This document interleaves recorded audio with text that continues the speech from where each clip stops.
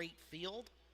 And once again, that all kicks off Wednesday, June 18th with our Dirt Cup Charity Golf Tournament in the morning. The Dirt Cup party at the Railroad Pizza and Pub that night. And then 3 nights of action, the 19th, 20th, and 21st for the Jim Raper Memorial Dirt Cup 53rd edition here at Skagit Speedway.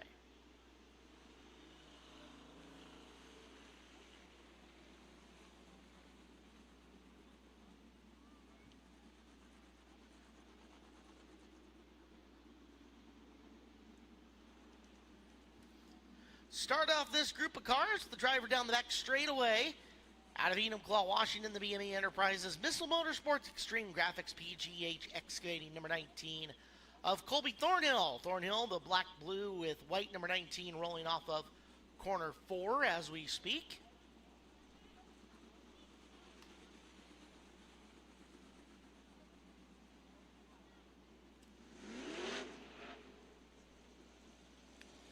A Mike Brown looking car, but not driven by Mike Brown. The 1C out of Marysville, Washington, the BMR, Alaska West Air, Leah Brown, Land J Enterprises and Excavating. That's the 1C of Colton Heath. Colton Heath in the 1C. We told you about Thornhill's 19 right behind Colby. It's another one of our 1 cars. This is the F1.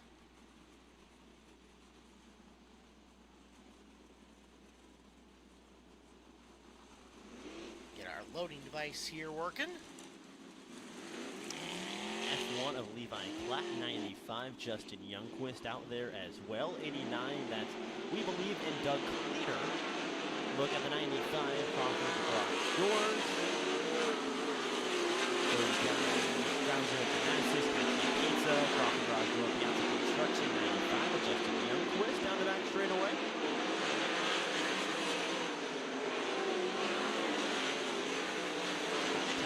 Come across. Colton. He gets set to turn some laps in a 410. He's got his 360 out here as well. And Colton Heath right now top of the board, the 1C, and 11.6. 3.7, 1.1637. You can look at the scoreboard here, and we can show letters now. So the 1C is exactly a 1C on the scoreboard there at Skagit Speedway. F1 Levi Klatt, TM Anderson Law Firm, Favre Racing Engines, Highline Aviation, Gordy Serwald Racing on that. Doug Cleater's 89, Dream Racing, Short Creek Builders, Church of Jesus Christ of Latter-day Saints, and Napa of Darrington on the sponsor list as Thornhill's 19 slows to a stop. Got some bumper action coming from our Skagit Speedway push trucks. Mike Brown also out there out of Kenai, Alaska. Mike, BMR, Champs Equipment Rental, Alaska West Air.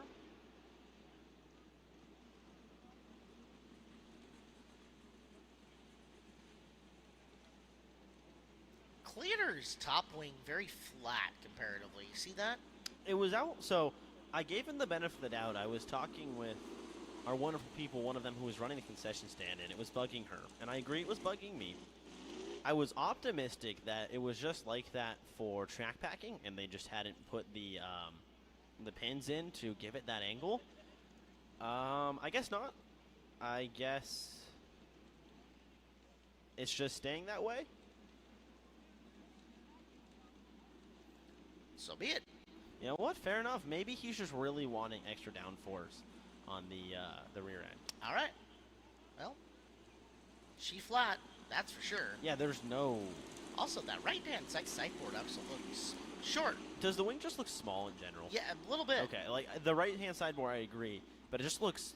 Maybe just, yeah, the hair under the total square footage. It's like a micro wing. Allowance. It's not that small, like but it... 1200 wing? Yeah.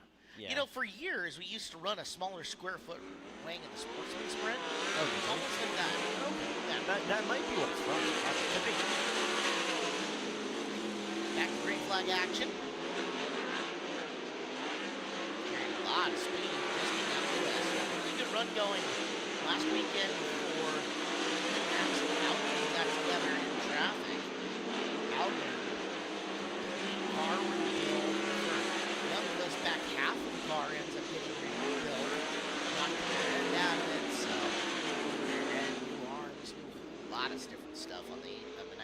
this week. Yeah, that was a tough deal. It was two guys kind of going for the same spot. Really glad, though, to see both Youngquist and especially Alman be able to make the adjustments, and it's so far paying off for Youngquist second quick. Looks like we're basically through our guys getting laps. It is Colton Heath, Justin Youngquist, Levi Klatt, Trey Starks, and Jason Solwald. 1 through 5 for the Car-Mart USA. 4, 10 sprint cars.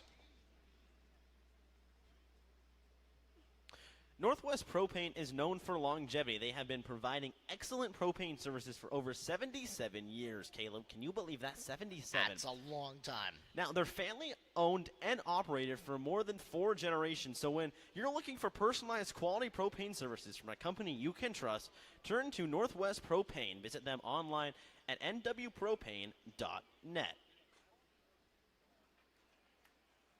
More than just a rental service as well, Birch Equipment has the largest selection of equipment in the Northwest Washington. Bigger equipment, longer reach. Local, bigger, better. Visit birchequipment.com for more information. Well, we'll get ready, and again, we're pitting out of the back tonight exclusively due to the wet weather that came through today. You can see the inside pit area. Try as we might, that thing was not going to come together in any semblance of good time here tonight. No. While we get ready for that, we've got to have you prepped and ready to go. Actually, we'll do this in just a second because we've got to get time trials begun. And we are up and underway. First car is on the track. And that is the 26 of Eric Fisher. Eric Fisher in the 26th, the former track champion in the wing down. Speed Mart Race Routine Foundation, powder coated ink, Sharp Racing Engines, number 26. And on the clock for Fisher at 11.650, 11650.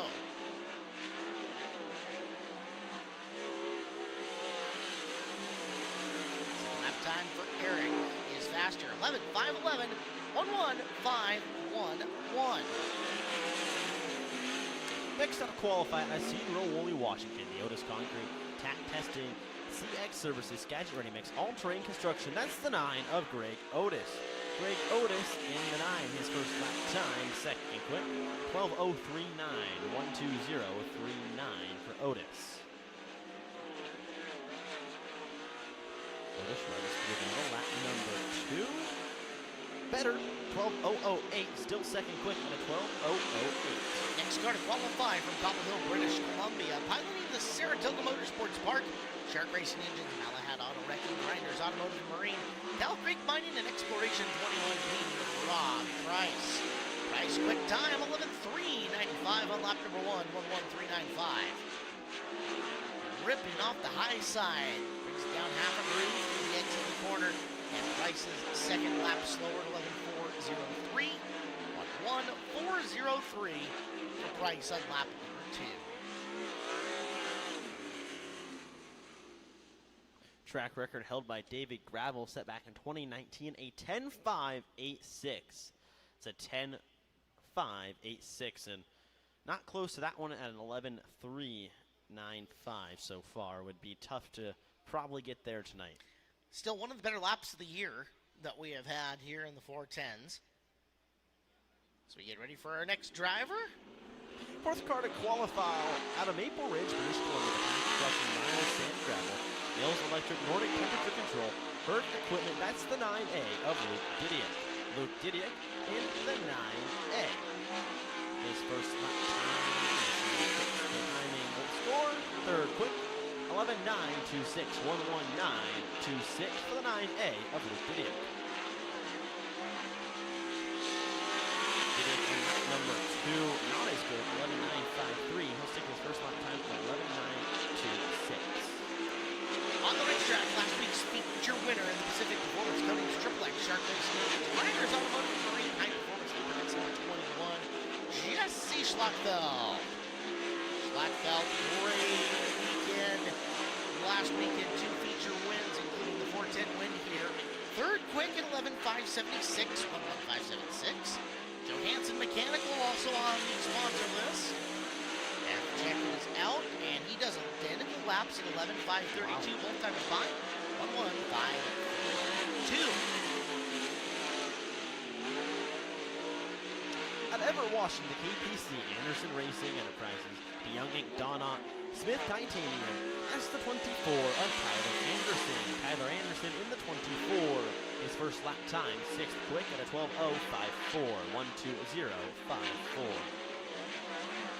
Lap number 2 is bounces through 3 and 4, a little wiggly.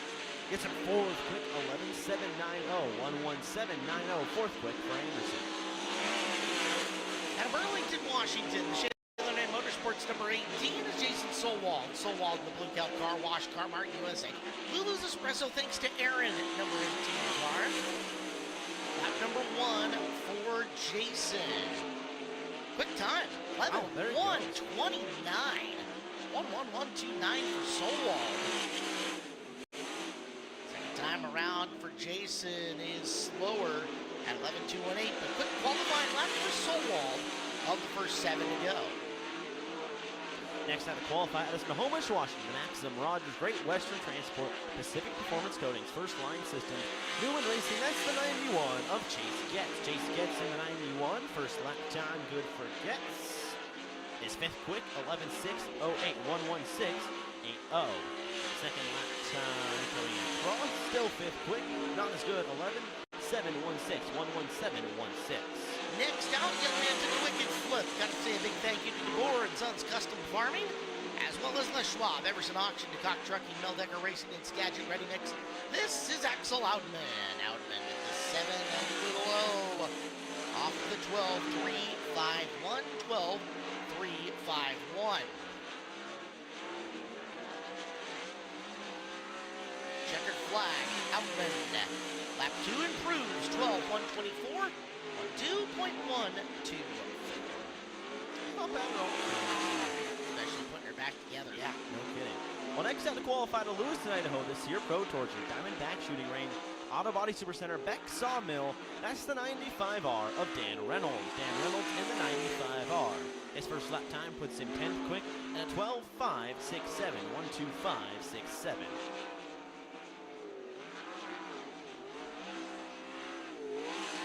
Across to lap number 2, not as good, 12:7.95. He'll stick with lap number 1, and that was a 12:5.67.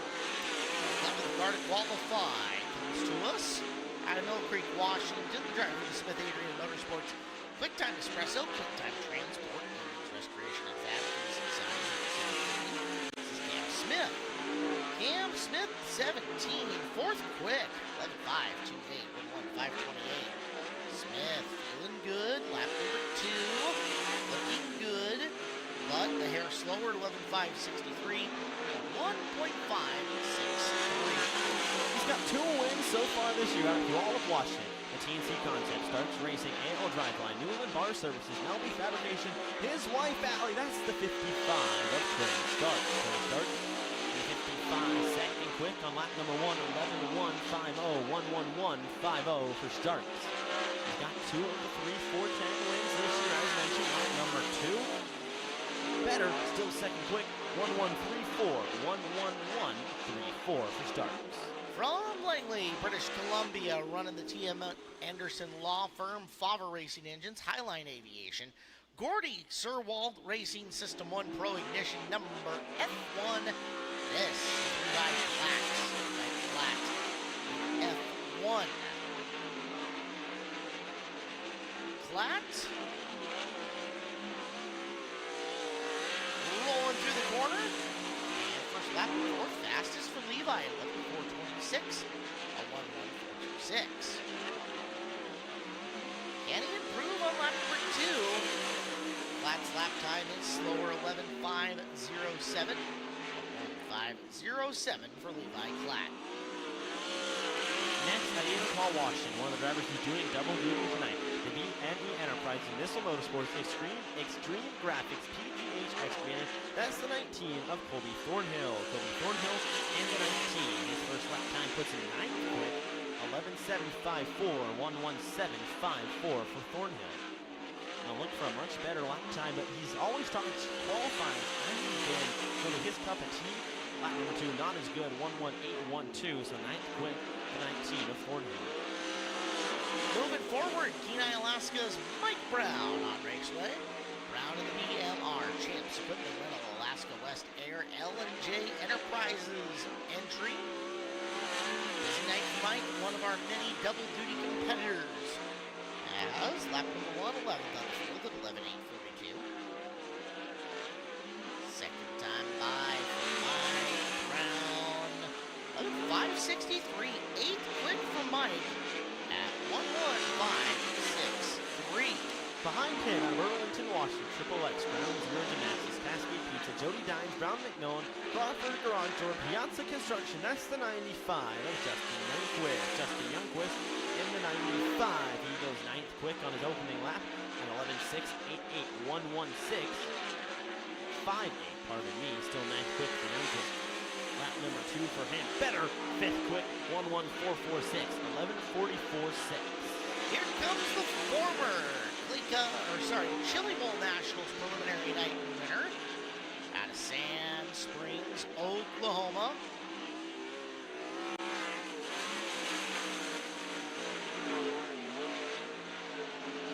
Extra laps for Mike. That's Colton Heath. Ah, that is not. You're right. 1C is out there. He goes 5th quick. Yeah. Almost impossible to tell the difference between the cars. A very little C and a little M. The Colton Heath car, BMR, Alaska West Air, L&J Enterprises amongst the sponsors on it. And Colton, lap number 2, third fastest, 11:2:89, 1:1:2:89. So Davis is 45, misses his time in spot. As does Doug Cleater in the 89. Yeah, we jumped 2 in the qualifying order there after Youngquist. It's supposed to be Davis and then Cleater. Did you even see Hank Davis out for hot laps? I can't say I did now. Can't say that I did either. 4 times. Saw him in track packing briefly. According to my race pass, he does not have a time in 4:10 hot laps. So that is a small crew on that car. Now, there's going to be plenty of people who will offer help back there, but if something went wrong, your immediate hands on deck is questionable is not the right word, but like you've got to scramble to get extra people to help you out depending on what the problem on the car was. And that ends qualifying. It does. So quick time on the night is in the books, and we will move forward on the program coming up. Let you know what is next after we tell you the Race Routine Foundation collaborates with community organizations to bridge the gap in the system of care when addressing the disease of addiction. Race Routine Foundation trying to remove the silos in our system to encourage a more comprehensive approach when addressing addiction. Learn more, raceroutine.org. That's RAYCE routine.org.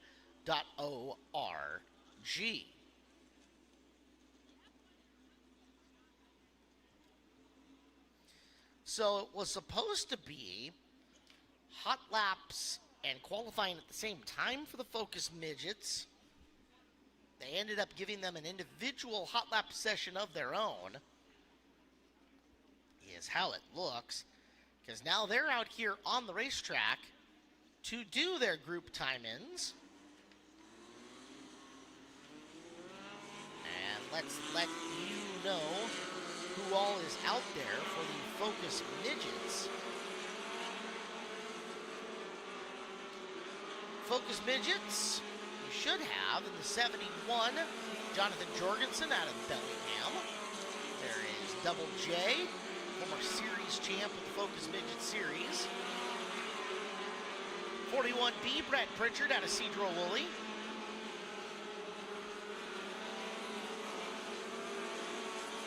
That is the 3T of Tyler Luce, the 53 of Chris Courts.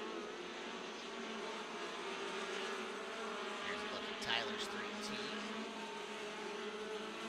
We should have 2 more out there. Randy Schaff in the 23 out of Fife.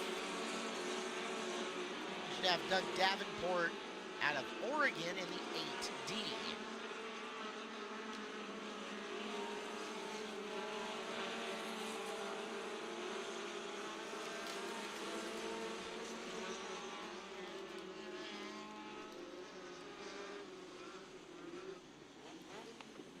Group 1, 15:107, the lap for Jonathan Jorgensen, the fastest. So Jorgensen at a 15:107. Those lap times have come down drastically from what we saw earlier.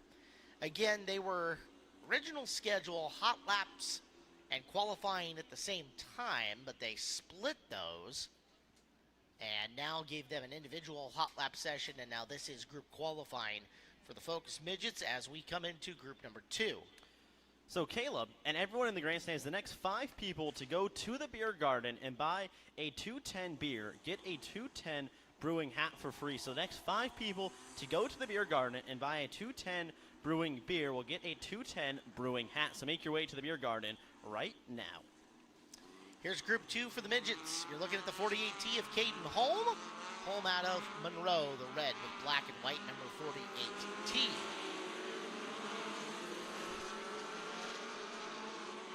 In the 21, it's Dale Krieger out of Uncle Tio, scored as the 21C, the black and pink with white number car.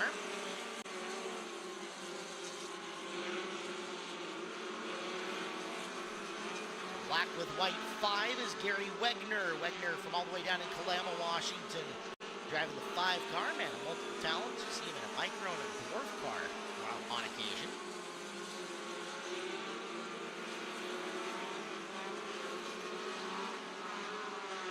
Jeff Westergaard, the 78R, you see going down the back straightaway. Raced at Deming last night as well, the Northwest Focus Midgets. Our reigning defending Midget Series champ. Bad news, Nick Evans, former track champion here in the CGE Garage Midget Division, at a Granite Falls. Car number 24, purple body, white numbers, white frame on him. We should have one more out there, the white with orange chassis, number 39 of Dave Mills. Dave Mills, the mandatory overtime sponsored 39 out of Marysville, Washington.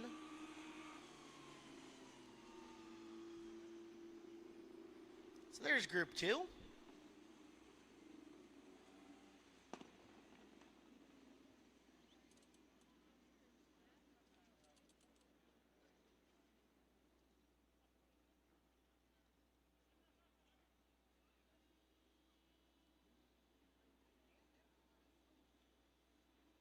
Jonathan Jorgensen still quick time.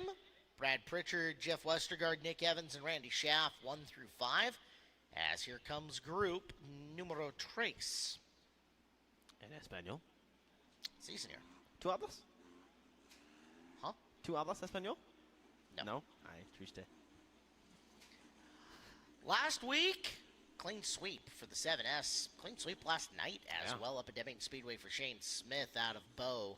The Bob and Lori Scott 7S car tonight here at Skagit Speedway. He was really impressive last week. I mean, Alex Peck hounded the back of that car and rolling down the back straightaway. The 90, Cedro Woolley Washington's Brian Holmqvist in the 90. Brian's been part-timing this year. Haven't seen him racing nearly as much as we usually do. Turn number 1, the 32 tonight, Tristan Thomas. Thomas jumping in the In-Laws Racing 32 for second night of action. That's been a fast call. There's always been speed in that car, so that'll be fun to watch with Tristan behind the wheel, I think. The 4 out there as well. That's Michael Volbrecht in the 4 at a Shoreline, excuse me. Veteran racer with the division. Following him out of corner 4, the black and blue 17 is driven by Kyle Hansen. Hansen out of Burlington, DEW Investing, one of 2 cars. Between DEW Investing's multiple investments, they have 15 different cars they either own or sponsor. Holy cow. How about that? Okay, are they all dirt? Is it dirt, pavement? A lot of quarter midgets. Okay. 2 Focus midgets, the other one being the 18 of Ayuka Cookie Carlson. Black and yellow with white, number 18 car. Cookie always a favorite in the pit area and with the kids after the race. So, Group 3 for qualifying. It is Smith by 0.3 of a second over the field right now. Wow. Smith, Jorgensen, Pritchard, Holmqvist, Thomas. You know who I expected to have a little bit more speed this year, in the midgets anyways? Jeff Westergaard. And not that he hasn't had speed, but, I mean, you look at how good he's been in the modified, how good he has been in the midget, and now I believe he was, what, 5th, 6th quick? Which isn't bad, and nothing to turn your nose to, but I mean, a guy that seems to can jump in anything and find some speed. I'm sure he will. So that's not anything, against Jeff. Yep, he'll find it. Yeah. I wouldn't be concerned about that in the least. No, I'm not either. Hot lap group number 4, group qualifying group 4. Pick them off as they come down the front straightaway. And that's 32, Ryan Orchard. He's from Sydney, BC. Black with orange 32R is how he will be scored. Now behind him, down the back straightaway, going into turns 3 and 4.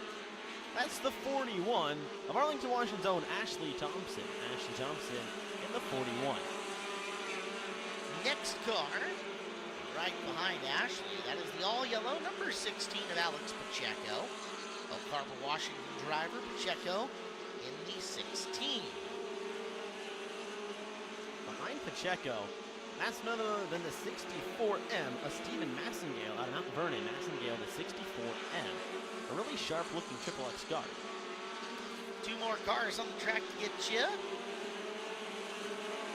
One of them, that one, the black with white number 90, getting married soon, is Stuart Milner out of Briar. Milner in the 90C out there tonight.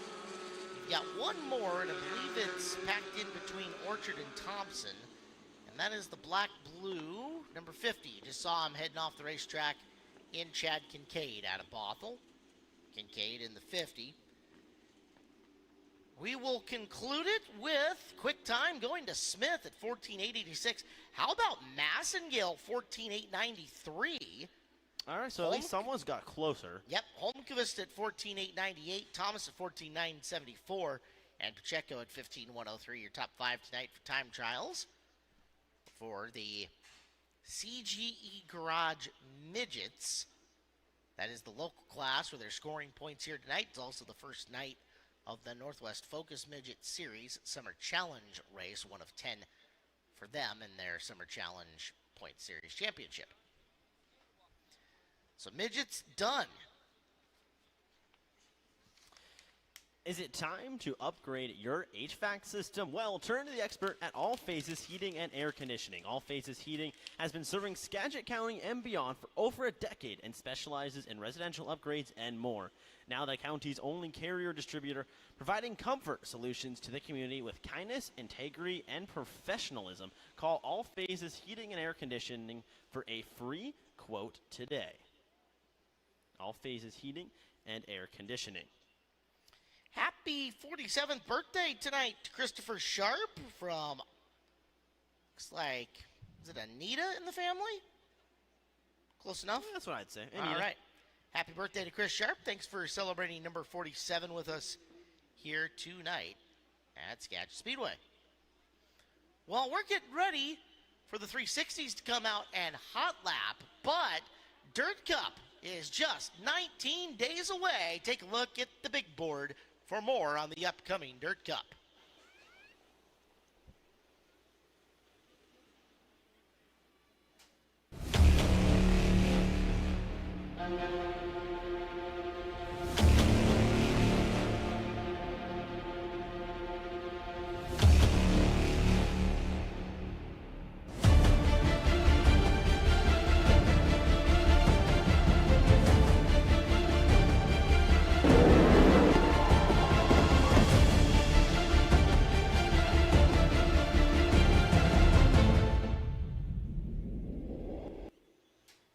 Dirt Cup is coming. We are just 19 days away from the Angel of the Winds Casino 53rd running of the Jim Raper Memorial Dirt Cup. We are a non-smoking, non-vaping facility here at Skagit Speedway. Please, if you're going to do that, 25 feet beyond the entrances to the track in the north and south end, we've got a little area cordoned off for you over there that shows you how far you have to be as we get ready for the 360s hitting the track. And the first group of cars coming out. Again, lots of double duty tonight, so you see a lot of cars that you saw for the 410s, or at least very similar looking. This is not one of them. This driver dedicated 360 out of Mount Vernon. It's the Skagit Roofing, Sign Pro, Ideal Rental, R&H Mechanical car of Bill Rude. Bill Rude in car number 33R. And following right behind him, all the ways back right behind him, in the 26, a Deming Speedway racer makes his time here at Skagit Speedway as well. Out of Arlington, Washington, the Maxim Speedway race routines, baby Billy Racing Foundation. Anything goes a factor game. That's the 26 of Levi Hillier. Hillier in the 26.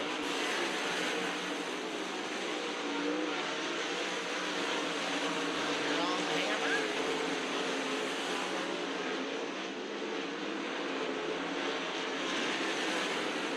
That is the 51 of Tim Martin. Martin a little slow to get up to speed. Martin out of Shelton in the on-site golden truck wash. Shelton landed home. Huffman Enterprises Country Auto Parts car. Martin We're making some moves in hot laps, trying to get around him. Everson Washington, Triple X, Shark, the 10, going down the front straight towards the 5th Pacific Coast Welding and Marine, Leslie Family Racing, Denton Speedway, Stedman Powder Coating, Pioneer Garage. That's the 10 of Peyton Drake. 33 Colton Heath, you saw him earlier out of Marysville. This is the Mount Baker Landscaping, Brent Rents, Premium Services, Scrap It Stow It Triple X car. Multiple-time track champion in the 360 class. Colton Heath in 33. I think we got them all. One more car on Raceway. And that is the 21 of Jesse Schlottfeld. High Performance Lubricants, Grinders Automotive and Marine, Shark Racing Engines, Triple X Pacific Performance Coatings for the 21 car.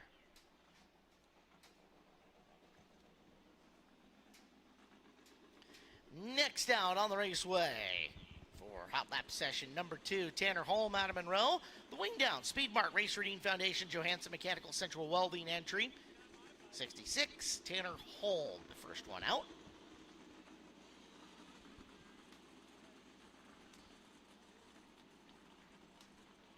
Now rolling into turn 1 and 2, the 3B, that's Brody Ferguson out of Langley, British Columbia. The Old Timers Bar and Grill, Chase Construction, Shark Racing Engines, Copo Customs, 3B of Brody Ferguson.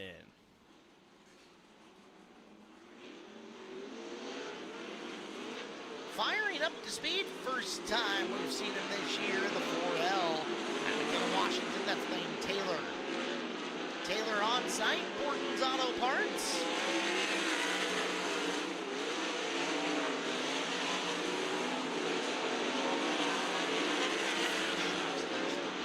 Sponsors on Lane.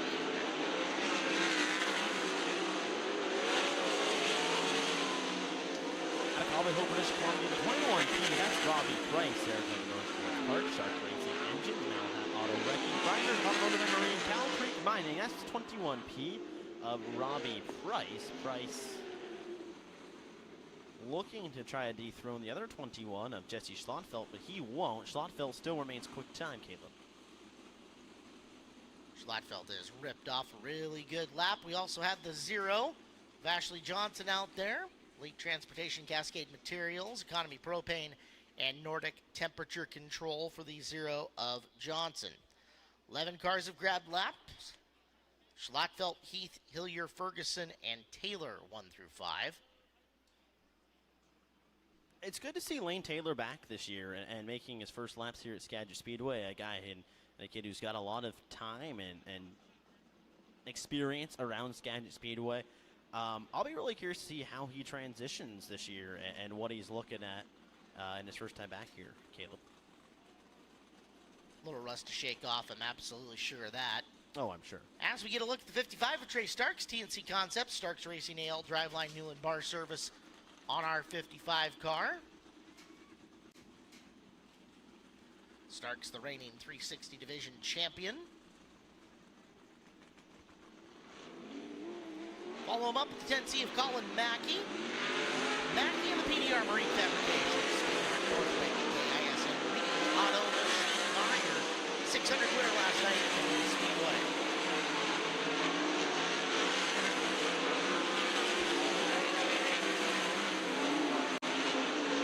Kobe Thornhill, the 19, via the Enterprises, Mr. Motorsports, Extreme Graphics, and excavating for Colby.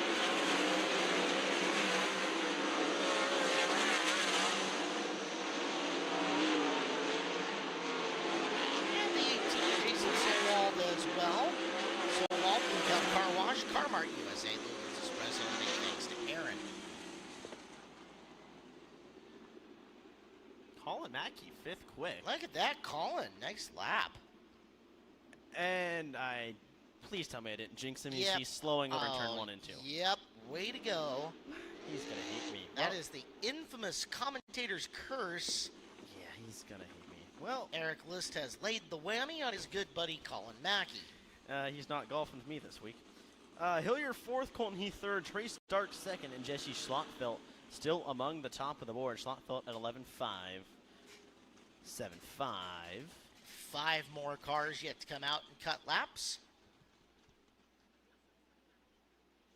I just had to say it, Caleb. I just had to go and say it, didn't I? Couldn't help yourself. I should know better, shouldn't I? Well, whoops. Thought I'd trained you better, but not so much. Don't tell him I said that. Oh, he'll just go back and he'll watch the replay, which, by the way, if you guys want to do that, or you got somebody who can't be here, send them to YouTube and have them look up Skagit Speedway, have them jam on that subscribe button, and they can watch in live during the race. Glad to have everybody here on YouTube. Hello, YouTube viewing audience, including Doug Roots tonight, watching from scenic Langley, British Columbia, wishing his dad, the Ken Roots, a happy 88th birthday. Wow. I can't believe Grandpa Roots, 88. One of my favorite people. I don't know if I've ever met him. Happy birthday. The entirety of all of them are fantastic humans. I believe that. No, I believe that 100%. Yeah. Doug, Kathy. Obviously, we miss Trav a ton. Kenny when we get to see him. Then Pat, Ken, Grandma, Grandpa. Yeah, Roots family, A++.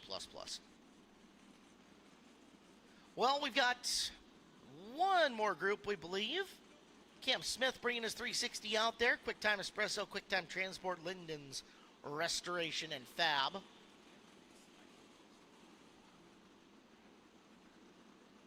Next in line, in the 77, it's Levi Klatt.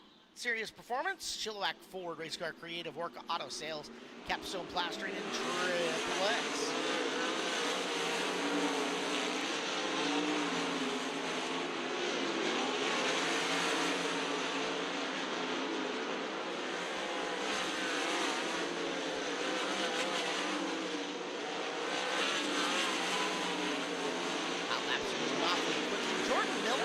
Tonight from Edmonton, NADC, Intermission Transmission and Manufacturing Center, DC Science, car number 40. Enjoyed here last year. Glad to have you back right now. Watch the 1M of Mike Brown. Mike had a keen eye, double duty in the BMR, Champs Equipment Rental, Alaska West Air, L&J Enterprises, and Excavating 1M. Behind Mike was the 20K of Kai Dixon. Kai's from Maple Ridge, BC, our Sportsman Sprint champion. Moving on up, Black & McDonald, Built Performance, Lordco Auto Parts, Excel Race Gear, and Go-Go Hobbies for the 20K of Dixon. See if we caught everybody else. I've got 15 who've done a time. I got 20 of 21. Okay, so mine hasn't updated. Yeah, yours there is it goes. There taking it goes. its sweet time. The only one we didn't see was the 29K of Levi Kuntz. Although there's Kuntz, he's tucked in at 8th quick. We missed him while he was on track. Kuntz's 29K. Sponsors Lyuna 292, George Anderson Company, Stillwater Trucking, Looker, and Bighorn Excavation.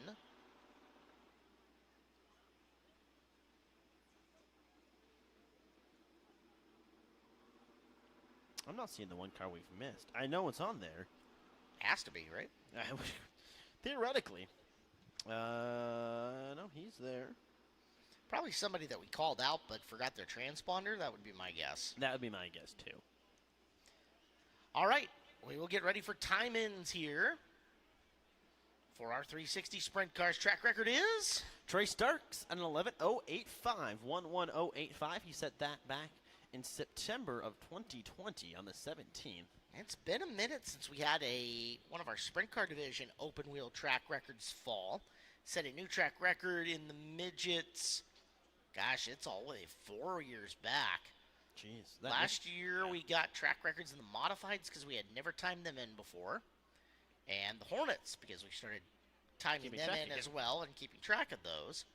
But yeah, so 410 track record stood since 2019. 360 track record since 2020. Sportsman and midget since 2021, with the most recent of them being Evans in June of 21, setting that 14.3. Skagit Roofing, been keeping local family homes and businesses safe and dry for over 35 years. Their old school guys do it right with the best materials, workmanship, and customer care. Check out all of their 5-star reviews and awards. Skagit Roofing, voted the best roofing company in the Best of the Best Skagit Valley Community Awards for the past 3 years in a row. Their goal to continue to earn happy customers for years to come. To contact them for a free roof evaluation, visit SkagitRoofing.net. That's SkagitRoofing.net. We'll let the wall scrapers get the wall scraped off. You can see the 360 sitting out back, waiting to push for their qualifying sessions as we'll get them out. Supposedly 20 of 21 turn to time in hot laps. Hopefully 21 of 21 will turn to time and qualify. But the pesky transponder on the car. Do it. Do it now. Track officials. Trying to get everything all set. Welcome you guys to Skagit Speedway here tonight. Open wheel mayhem on the evening. Our Car-Mart 410 Sprint Car CGE garages, midgets, and the 360s who are up now. And we're ready to time in. Our first car hitting the track for a time trial session here at Skagit Speedway.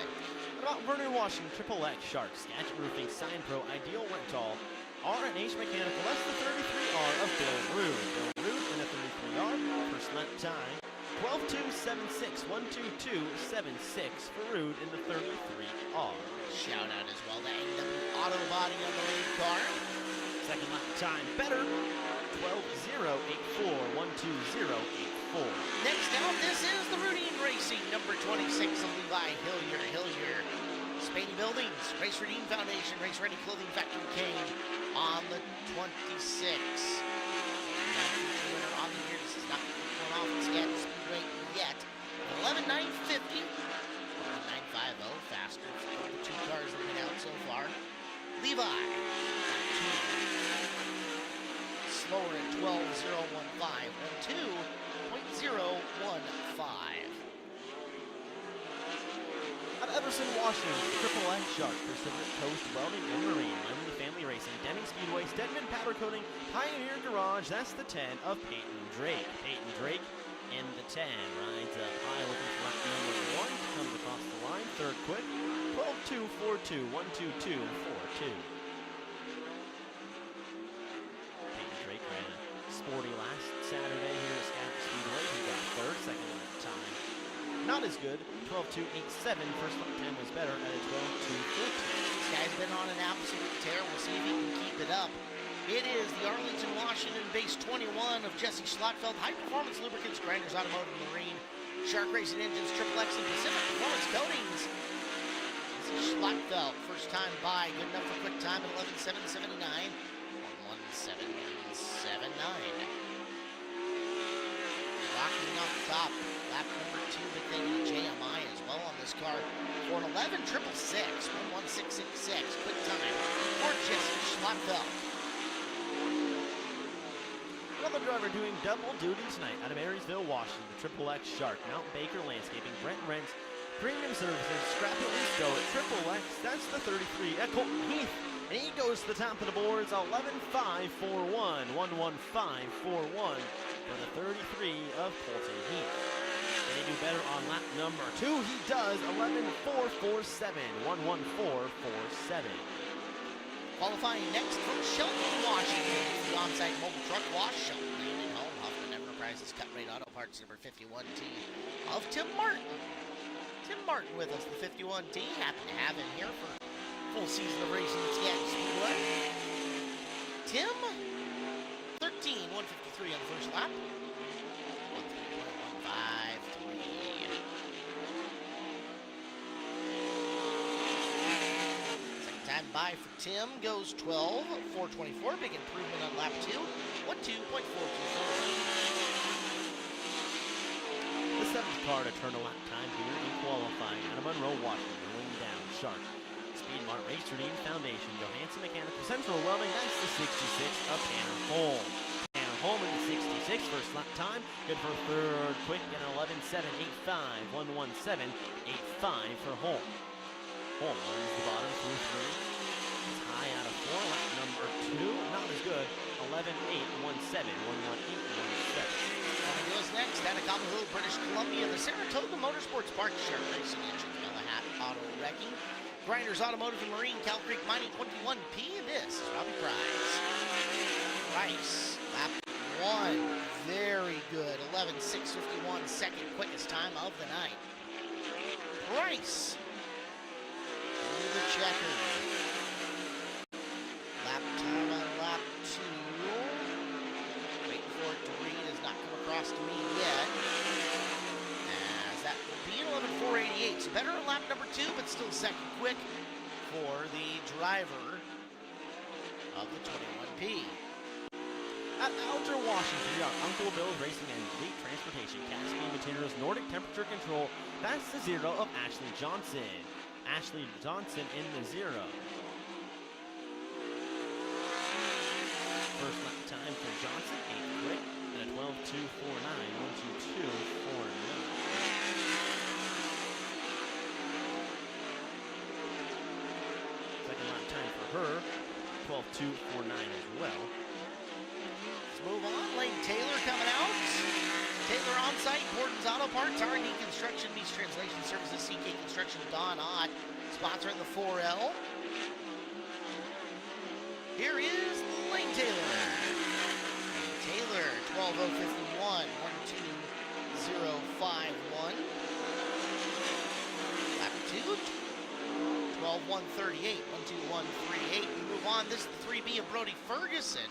Ferguson Old Timers Bar and Grill, Chase Construction, Shark Racing Engines, and Copo Customs. Ferguson lap one, 12.231, 122.31. Looking for better on lap number two if he can get it. He will not. 12.242 for Ferguson, so he'll go with his first lap time to put it quick.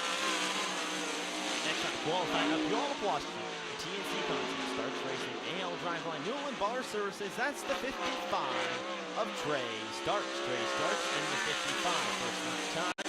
Puts in third, quick 11.501, 115.01. Trey Starks won the last time we ran both 410s and 360s at Skagit Speedway. He's going to look to do that again. Lap number two. Identical. Wow. Lap number one. That's happening. Wow. On tonight. I had to double check that one to make sure I wasn't reading it right. So Starks will be third quick as we look at Colby Thornhill, BME Enterprises, Missile Motorsports, Extreme Graphics, and PGH Excavating first time. Thornhill goes 11.898, 118.98, sets him sixth on the field here in 360 competition. Second lap for Colby, better. Fifth quick now, 11.773, a 1.773 for Colby Thornhill. Out of Burlington, Washington, the Blue Cow Car Wash, Car Mart USA, Lulu's Espresso. Special thanks to Aaron. That's the 18 of Jason Solwald. Jason Solwald in the 18, seventh quick on his first lap time, 11.944, 119.44 for Jason Solwald.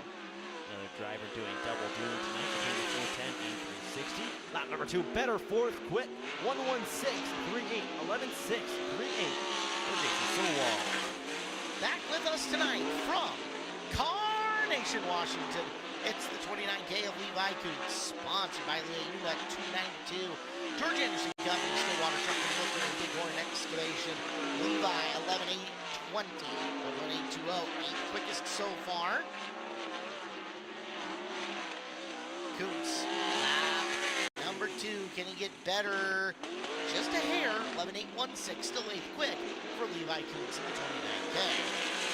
The 16th car turned a lap here at Skagit Speedway. Won last night at Deming Speedway out of Bellingham, Washington. The wing down Uncle Bill's, and he slows down the back straightaway. That's the 10C of Colin Mackey. PDR Marine Fabrication asking for a push on that one. Speed Mart, Borthwick, KISM, Reed Auto as Mackey shuts her down the back straightaway. We saw him go top 10 in hot laps and then slow and have to get pushed out. He fired and then does not.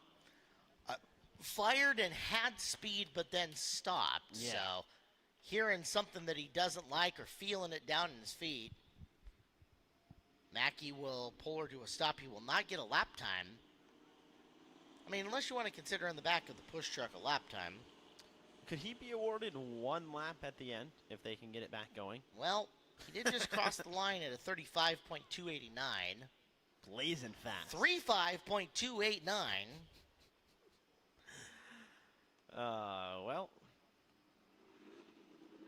So be it. Yeah. He can blame me. I'm going to say the 1M of Mike Brown's coming out next, and that Colin might be the slowest of the 360 time trialers tonight. Mike Brown, BMR, Champs Equipment Rental, Alaska West Air, LNJ Enterprise. So, and lap number 1 for Mike's 10th on the clock at 12:049, 12:049. Busy guy, Mike. He's had a car here just about every week. Multiple divisions. Lap number 2 coming up for Brown, and it's better, 11:891. Out of Edmonton, Alberta, the NAPC, TRC Transmission and Manufacturing, Synergy Coatings, DC Signs, that's the 3, Jordan Milne. Jordan Milne in the 3. First lap, 10 for Jordan, 17th quick, 12:598, 12598 for Jordan. Looking for better down the back straightaway. Quick, better on lap number 2, 16th quick, 12:303, 12303. On the clock from Mill Creek, Washington, it's the QuickTime Espresso, QuickTime Transport, Lignans, Restorations, and Fab, number 17 of Cam Smith. Cam Smith, the 17 machine. Puts his first lap together, and it is pretty darn good. Smith 9th on the field, 11:865, although that margin between really good and not is getting very thin with more guys timed in. 11:786 will bump to 8th quick, 11:786 for Cam Smith. Following Cam Smith out, a former Sportsman Sprint Car champion here at Skagit Speedway, making his time now in a 360. You can see him pushing off into turn 3. Out of Maple Ridge, British Columbia, the Wing Down Racing, Richmond, Black and McDonald, Brooks, Park, Excel Race Gear, Go Hobbies. That's the 20K of Kai Dixon. Kai Dixon and the Go Hobbies 20K. Dixon first lap time puts in 7th quick, 11:776, 11776 for Kai Dixon.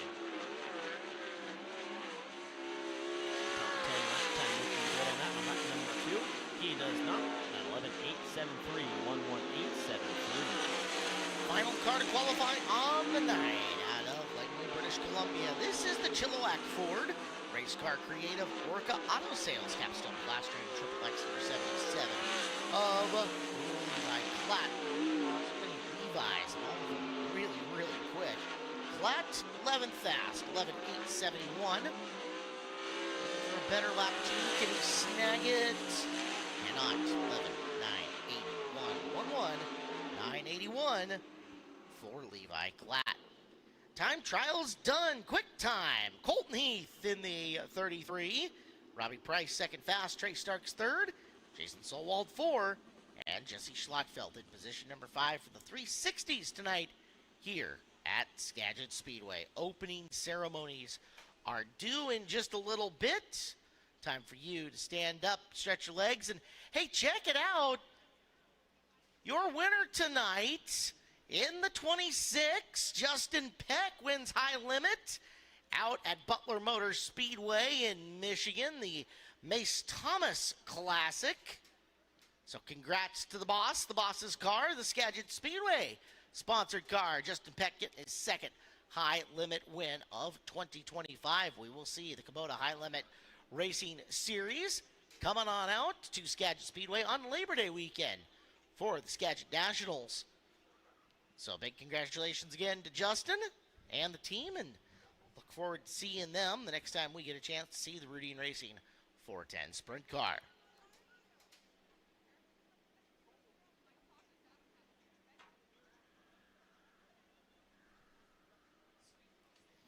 Opening ceremonies are coming up in just a little bit. Appreciate you guys being out here tonight at Skagit Speedway.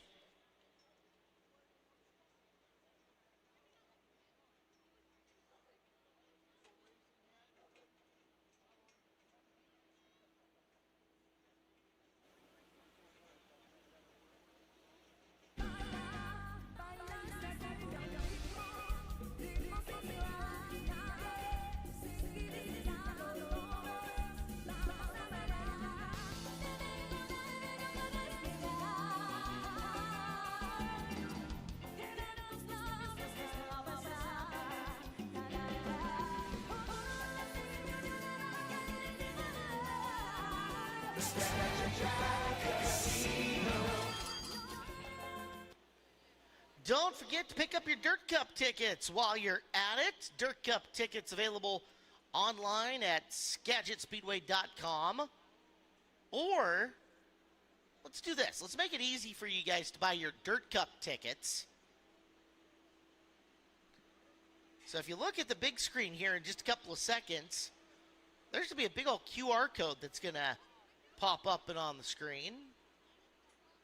Working on it. Almost. There it is. All you got to do is get out your picture app on your cell phone and scan that QR code on the big screen. It'll take you right to the link that you need to be at to buy Dirt Cup tickets coming up in just 19 days here at Skagit Speedway. Pick your seat and settle in for 3 nights of the best racing action on the West Coast, going for over $100,000 to win. Jim Ray Memorial Dirt Cup coming up in 19 days, and you can get your tickets online just by scanning that QR code. Keep your ride race ready with Interstate Batteries in Everett and Kent. Stop in for a free 5-minute battery test. Bring your old lead-acid batteries. They'll pay you cash. Power up today with Interstate Batteries. Keep your engines fired up and fuel tanks filled with Nelson Reisner, a locally family-owned fuel distributor, proudly serving Western Washington for over half a century with quality products and service that goes the extra mile. Tested on track and trusted on the road, reliably fueling the speed you need to succeed. Accelerate your expectations. Choose Weisner. Choose Nelson Reisner. We'll take a quick break. Opening ceremonies coming up in just a second here at Skagit Speedway.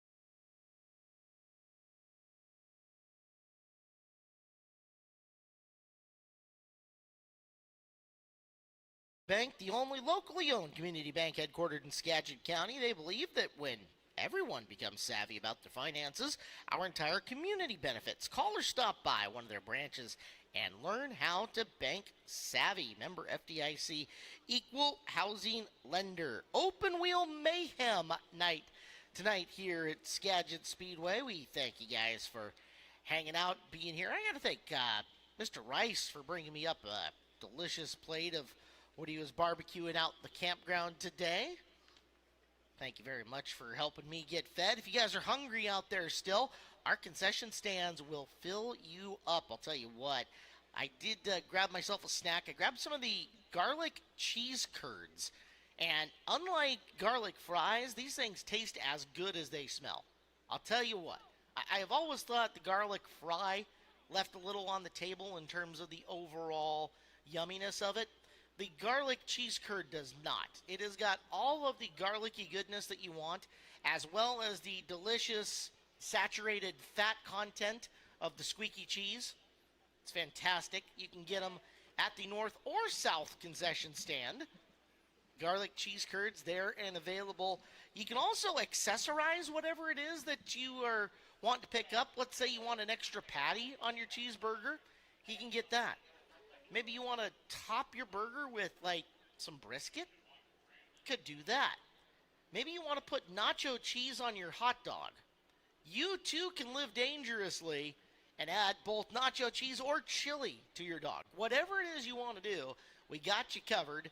North and South concessions, both open, both ready to put some food in your stomach and have you leaving neither hungry and very happy.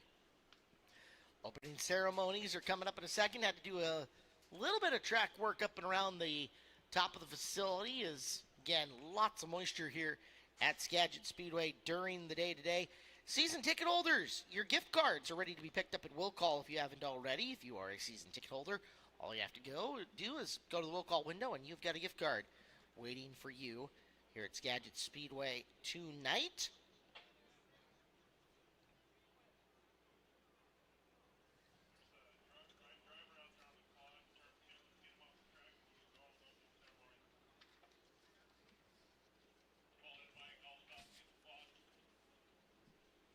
Well, our officials will be getting ready down trackside to get opening ceremonies lined up and good to go. If you are craving crispy roasted chicken and a nice cold drink, you need to hit up the Alger Bar and Grill, 5 minutes north of the Speedway here on Highway 99, or take the I-5 exit 240.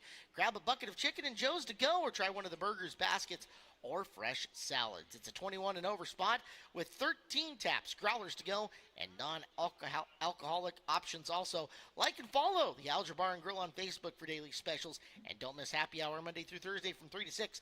Call for takeout and mention this ad for just $1 off your family chicken bucket.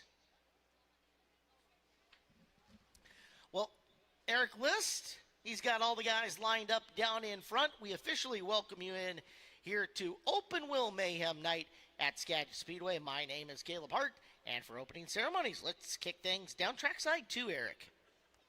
Well, Caleb Hart said it best. Welcome to Open Wheel Mayhem here at Skagit Speedway. And thank you for coming. Carmart 410 Sprint Cars, 360s, and the CGE Garage Midgets. But before we can get to the racing action, we have some thank yous that we have to make like we do every week. So please, give a big round of applause for Skagit Speedway push truck drivers, our medical crew walking the grandstands. If you need any medical attention, please flag one of them down. All our corner flagmen, our safety officials, and everyone who helps put this event on every weekend. Well, with that, we ask at this time you would please rise, and if you're removing a head covering, please remove it, and join David Waldy for the Canadian and Star Spangled Banner.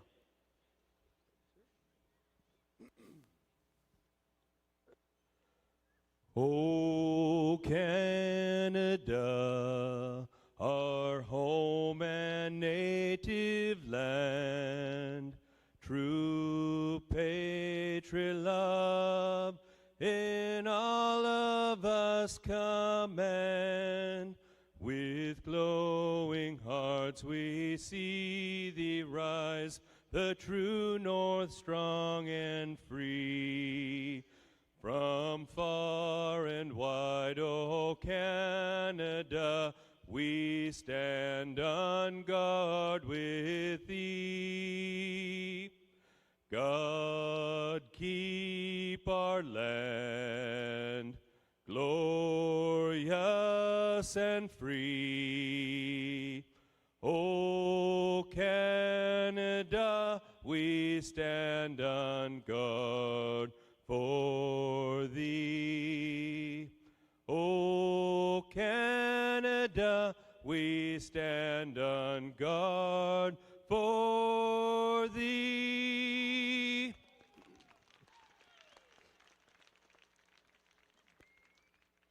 Oh, say, can you see by the dawn's early light what so proudly we hailed at the twilight's last gleaming, whose broad stripes and bright stars through the perilous fight, oh, the ramparts we watched were so gallantly streaming, and the rocket's red glare, the bombs bursting in air, gave proof through the night that our flag was still there. Oh, say, does that star-spangled banner yet wave? Oh, the land of the free and the home of the brave. Ladies and gentlemen, one of our own, David Waldie on the national anthem tonight. With that, it's open wheel mayhem here at Skagit Speedway. Eric List down track side as the Rockets certainly red glared. Excited to have you in here tonight at Skagit Speedway for open wheel mayhem. 360 sprint cars. First on the card, midgets 2. And 410s in position number 3. A reminder, we are active on social media tonight. You want to interact with us? Skagit Speedway on all the major platforms. Facebook, X, Instagram, Snapchat, and more. Excited that you guys are here, and we want to see you having a good time. So whatever you're doing out in the grandstands, whatever the sights and sounds you are finding, tag us at Skagit Speedway. We would love to see what the race night looks like from your perspective.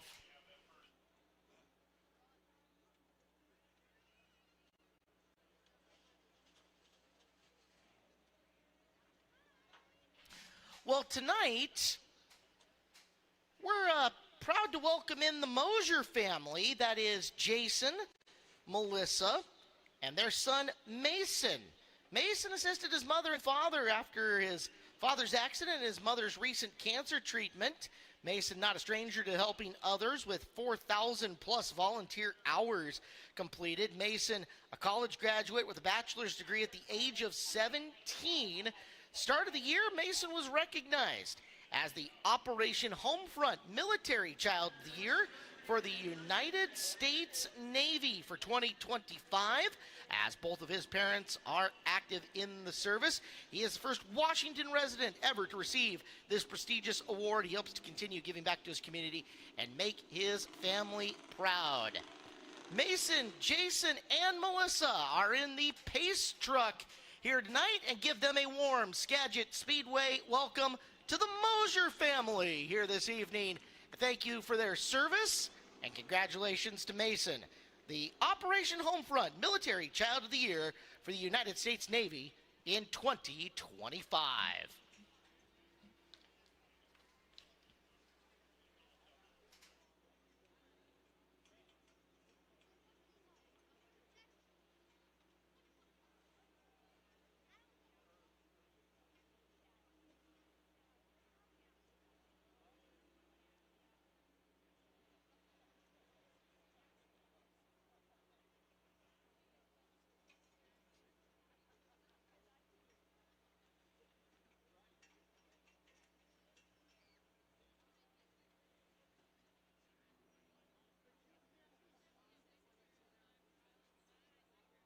Oh, there you gotta look.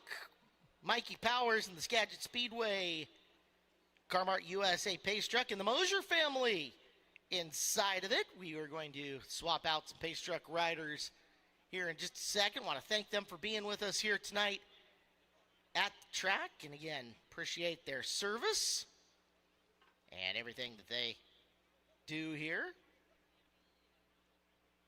Get some more Pace Truck riders in. Busy night here at the track with all open wheel craziness, mayhem, in fact, going on.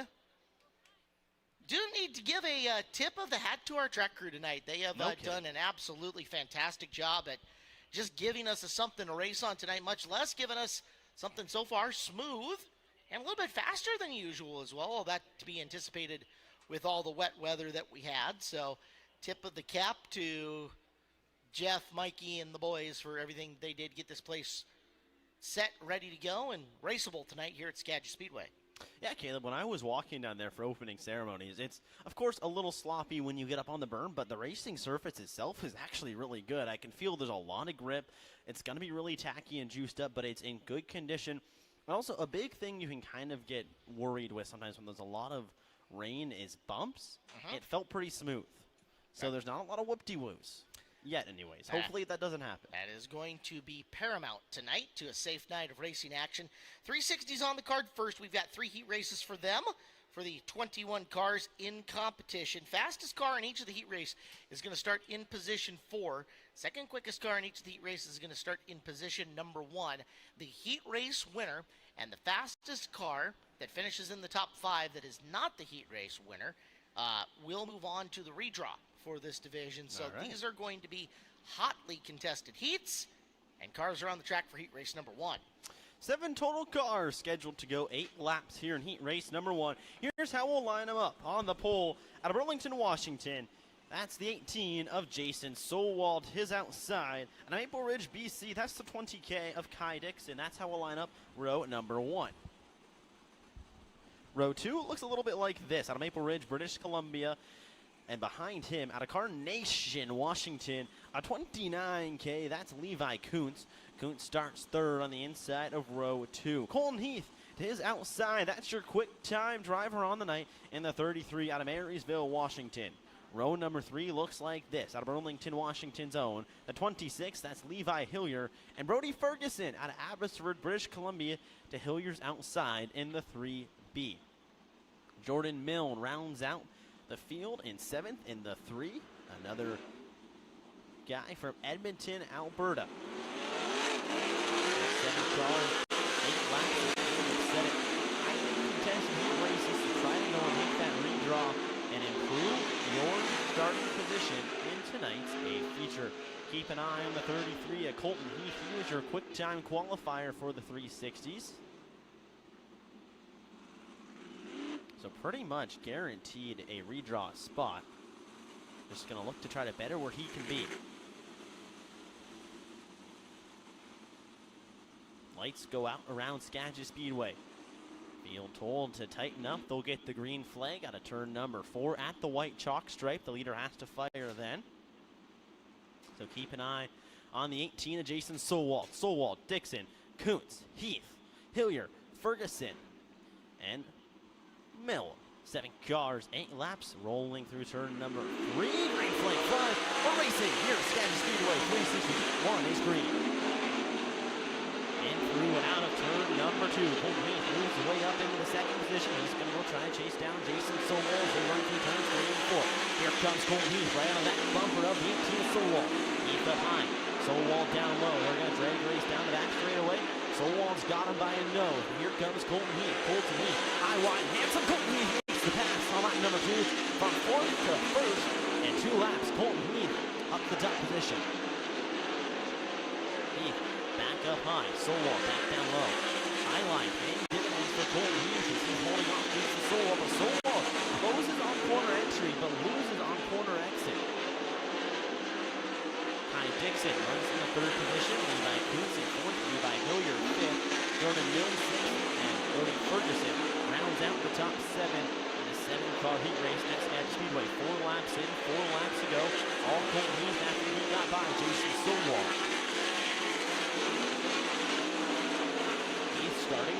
an advantage on Solwall as they enter turn number 3. Solwall not getting as close as he used to. Colton Heath not stretching from that high line. It's proving to be fast. He's again 0.723 seconds over Jason Solwall back in second. Levi Kuntz trying to close in on the 20K. Dixon has the race for third. White flag in the air. Colton Heath down the back straightaway for one final time. And through turn 3. Now the corner number 4. Colton Heath picks up the win. 360 heat race number 1. Jason Solwall across the line second. Kai Dixon third. Levi Kuntz fourth. Levi Hillier fifth. Jordan Milne sixth. And Brody Ferguson seventh. But an impressive drive from Colton Heath.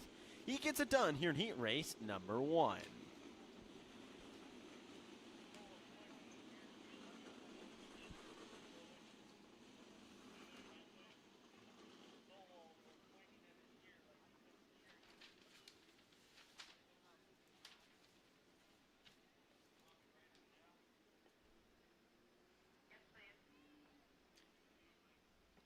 Heat race number 2 lining up in the staging area and getting ready to go for the 360 sprint cars.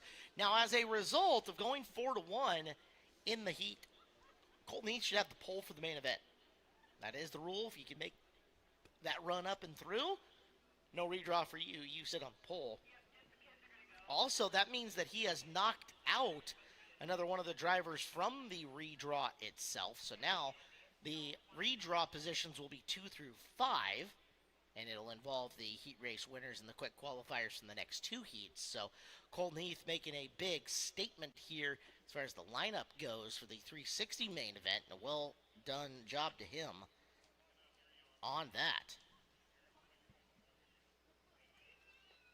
Yeah, a lot of speed out of that 33, and I think he's finally just trying to put it in a victory lane this year. Haven't had a lot of 360 races, but he's shown speed through all 2 of them that we've ran so far, and he's off to a really hot start here at night number 3. Also sets him up for a clean sweep as It set does. quick time and won the heat race. So Colton rocking and rolling early here tonight on Open Wheel Mayhem. We get ready to see our second heat race and waiting on word for why they haven't pushed off yet.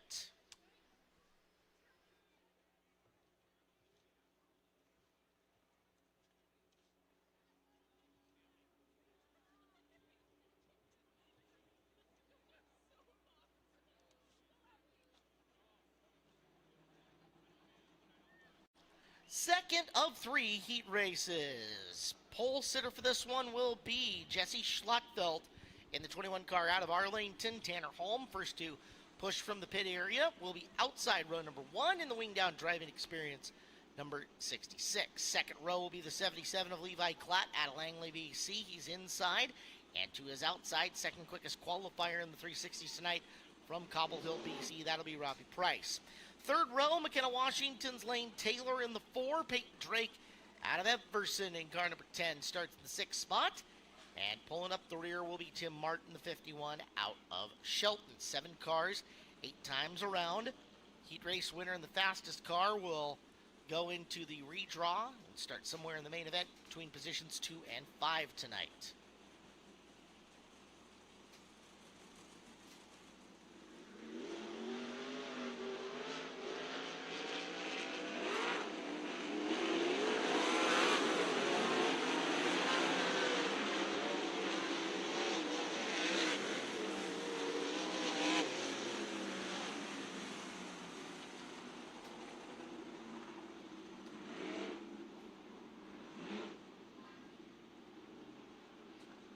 Field works their way into position.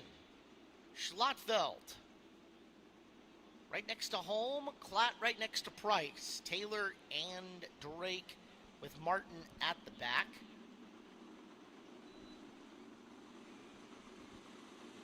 Field we go 2 by 2 as the Car-Mart USA pace truck will duck into the infield. A lot of young talent here in this heat.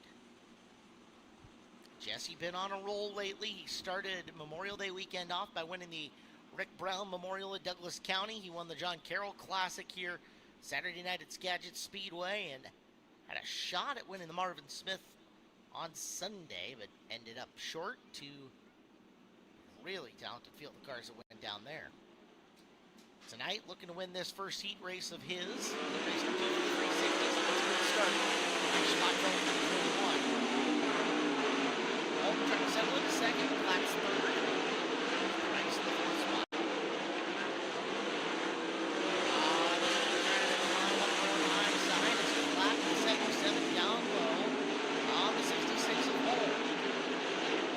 Holm's got the advantage. It's down to Rocky close to the Rocky turn.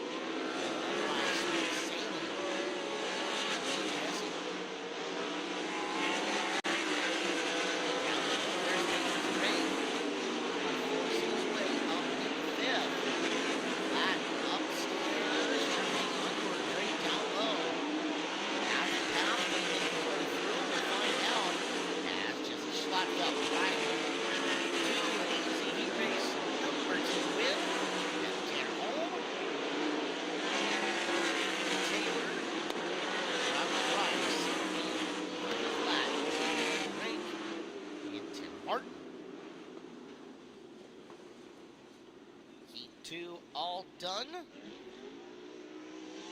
Just like sprint cars tear up the dirt, Bartek Compost tearing up waste and turning it into healthy, soil improving compost. We give grass clippings, food scraps, and stubborn branches a second life, keeping Washington clean, green, and growing. Racing and recycling, it's a win-win. Learn more at bartech.net. That's BARR tech.net. You know what I found really interesting about that heat race, Caleb, was kind of the duality between heat race number 1, heat race number 2. We saw Colton Heath make the move and pull away from the field on the high side, where in heat race number 2, it felt like we saw Jesse Schlottfeld run the bottom. We saw Lane Taylor making moves, getting by people on the bottom of the speedway. Indeed, quite the difference there. Although, it's dirt racing, things change in a big hurry, as we'll see what heat race number 3 has in store for us, as we need to direct your eyes to the big board. One iconic voice, one unforgettable night. Leanne Rhymes. Performing the songs you know and love, reimagined for a special, intimate acoustic performance. Leanne Rhymes. June 20th and 21st, the Skagit Casino Resort. Tickets on sale now, only through Ticketmaster.com or at the casino box office, service charge free. Visit Skagit.com for more details. The Skagit Casino Resort, more winners, more often.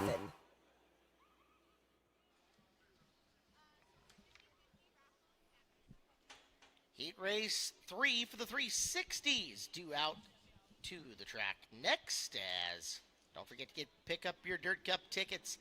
Just 19 days away from Dirt Cup kicking off the 53rd running of the Jim Raper Memorial Dirt Cup.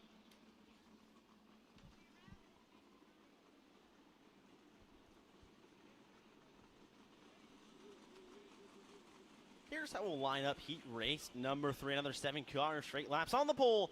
It's Kobe Thornhill out of Enumclaw, Washington. To his outside, Cam Smith in the 17 from Mill Creek, Washington. So 19 and 17 make up row number 1. Row number 2 looks like this. From Kenai, Alaska, the 1M, that's Mike Brown. It is outside the quick time qualifier out of this group. That's the 55, Puyallup, Washington's own Trey Starks. Row number 3 finds Bill Rude in the 33R and Ashley Johnson at a seed row in the 0. Colin Mackey rounds out the 4th and final row by himself in the 10C out of Bellingham. Mackey had problems during hot laps and qualifying, couldn't seem to keep a pilot light lit. We'll see if the 10C is back out there. I haven't seen him yet.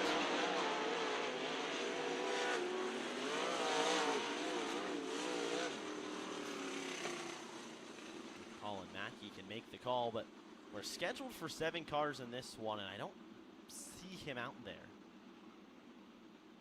So cut the field down by 1. Mackey does not make the start for heat race number 3. So something amiss on the 10C. We'll go with 6 cars for 8 laps. It's Thornhill, Smith, Brown, Starks, Rude, and Johnson. And the third and final 360 heat race of the night.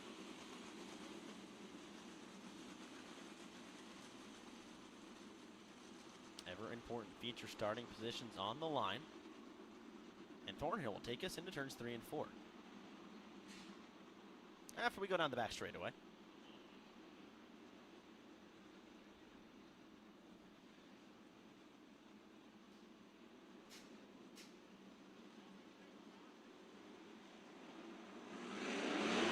Green flag flies for the third and final heat race here at Skagit Speedway. Thornhill makes move on Cam Smith. Here comes Cam Smith. Gets a little crossed up on the exit. Turn 2. He can't capitalize. Trey Stark up in the third. Now setting his sights on Cam Smith in second. Off the second corner, they'll run.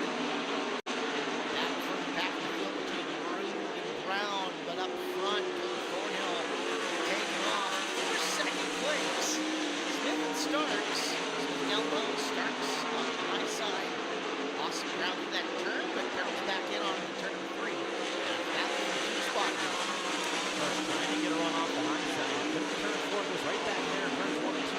Cam Smith pulls down the back straightaway. Trey Starks now about 3 car lengths, cuts it to 2 from turns 3 and 4. But Cam Smith closing over Thornhill. Thornhill up the top, Smith down low, digging hard. Looking to pick up some ground. Inside coming in for him. Thornhill has what we need to hold on to this heat race. Gravity starting outside the top 5 in this. Maybe further back than he desires. There's Smith.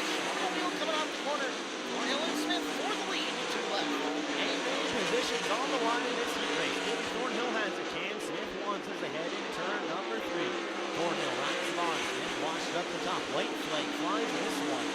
Toby Thornhill looking to avoid trouble down the back straight. Race adjustment down to the bottom of 3 and 4. Might have been exactly what the doctor ordered. As Thornhill will redraw from position 5. Smith takes second. Starks takes third. Starks also making a redraw spot. Rude and then Brown 4 and 5 here for the 360s. A crafty move there by Thornhill to realize that Cam Smith was coming and he was going to be better to go right back down low. And as soon as he did that, you saw Smith kind of wash up through turns 3 and 4, and that was all Thornhill needed to pull away from the 19. Or from in the 19. From the 17. Well, that'll do it for the 360s. Now, a lot of these drivers have got to go jump out of one and jump into the other as the 410s are coming up after we get to the CGE Garage Midgets and the first race for the Summer Challenge Series for the Northwest Focus Midget Series. Midget Heat 1 comes your way.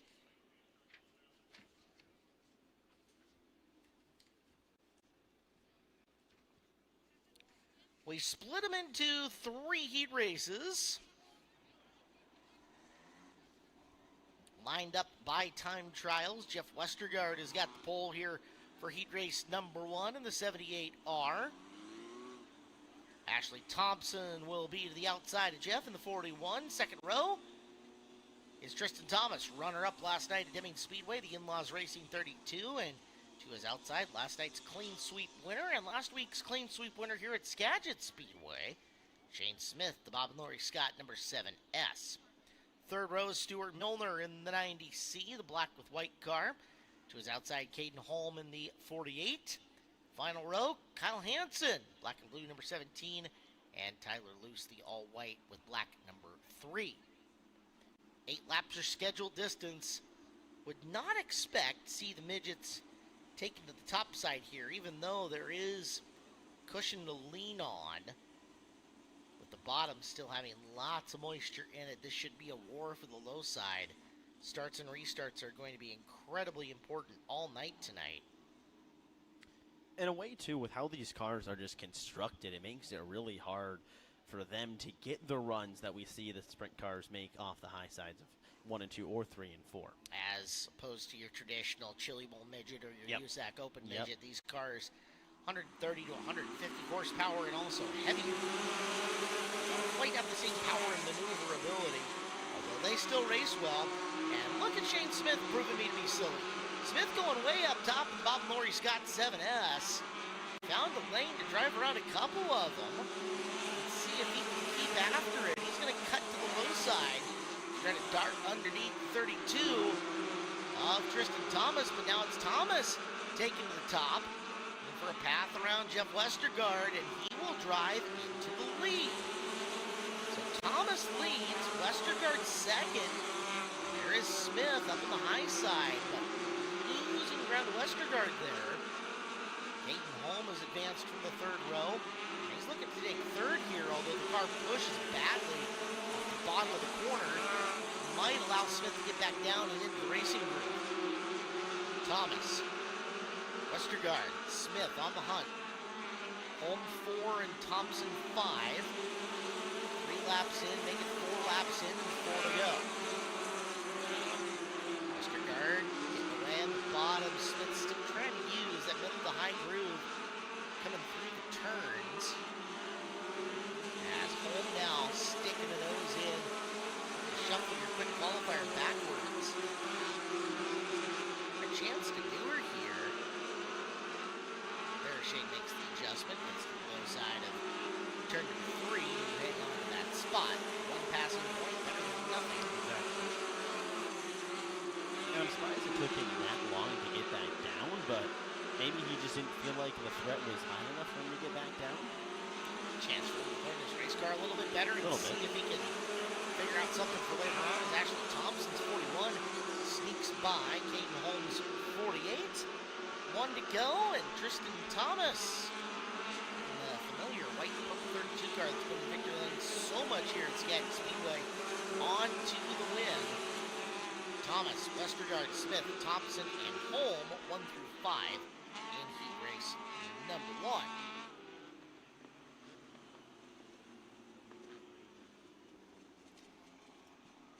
So, race number 1 absolutely changes the narrative a little bit. You saw kind of a second groove there, or at least a line to pass in if you had more car speed than the guy in front of you.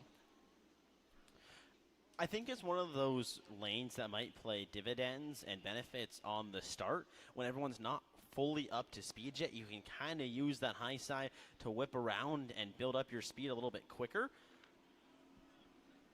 But when that race progresses and it kind of starts to stretch out and everyone's up to speed, then you got to know, okay, we got to get right back down to the bottom and we don't want to lose too many spots. Skagit Speedway, a smoke and vape-free facility. If you want to smoke, go outside the grandstands. Heat race number 2 for the midgets lines up like this. A short line wash, number 4, that's Michael Volbrecht. Is outside the 32R out of Sydney, BC. That's Ryan Orchard. Row 2 looks like this. Alex Pacheco in the 16 and Stephen Massingale in the 64M.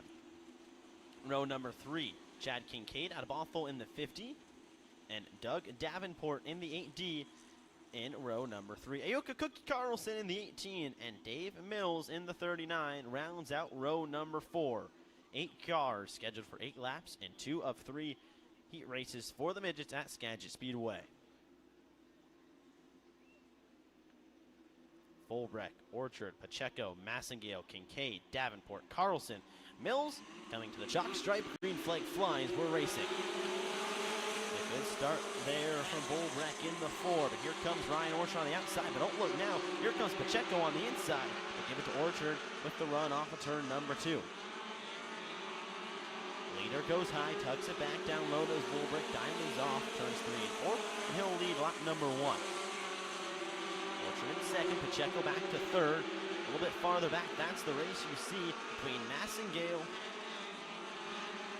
and and the 50 of Kincaid. Give it to Massengale. Here comes Massengale again, trying to get by another car. Moves Pacheco up out of the way. Now Massengale in the third. Orchard trying to hunt down Volbrecht. He gets close to turns 3 and 4. Volbrecht stretches down the front straightaway. Orchard closes back in, and all the cars running down low so far, at least in the top couple. No one venturing up to that high lane to a little bit farther back.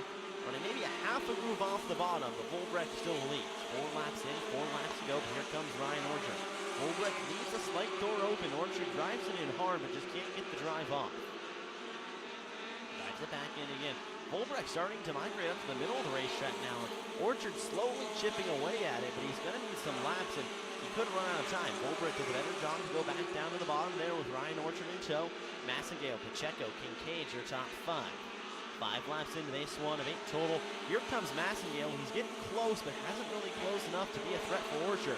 Orchard closes back in on Volbrecht. Can he get a run out of turn number 2? No. Yet anyways, drives it hard into turn number 3. Volbrecht diamonds it off, cuts off the bottom lane, gets some speed, sees the white flag one more time around. Ryan Orchard seems to make money through turns 1 and 2 and can get awfully close in 3 and 4, but Volbrecht running a line to block him off. Orchard with one final pass, can't get it done. And Michael Volbrecht picks up the win in heat race number 2. Ryan Orchard in second, Stephen Massengale in third, Alex Pacheco fourth, and Chad Kincaid rounds out your top 5. Orchard awfully racy. Volbrecht up to the task. You're not going to rattle the veteran as he picks up the heat race win. Upwards and onwards for him, as we have got a third and final heat race coming up here for the CGE Garage Midgets. Round number 1 of the Northwest Focus Midgets Summer Challenge Series.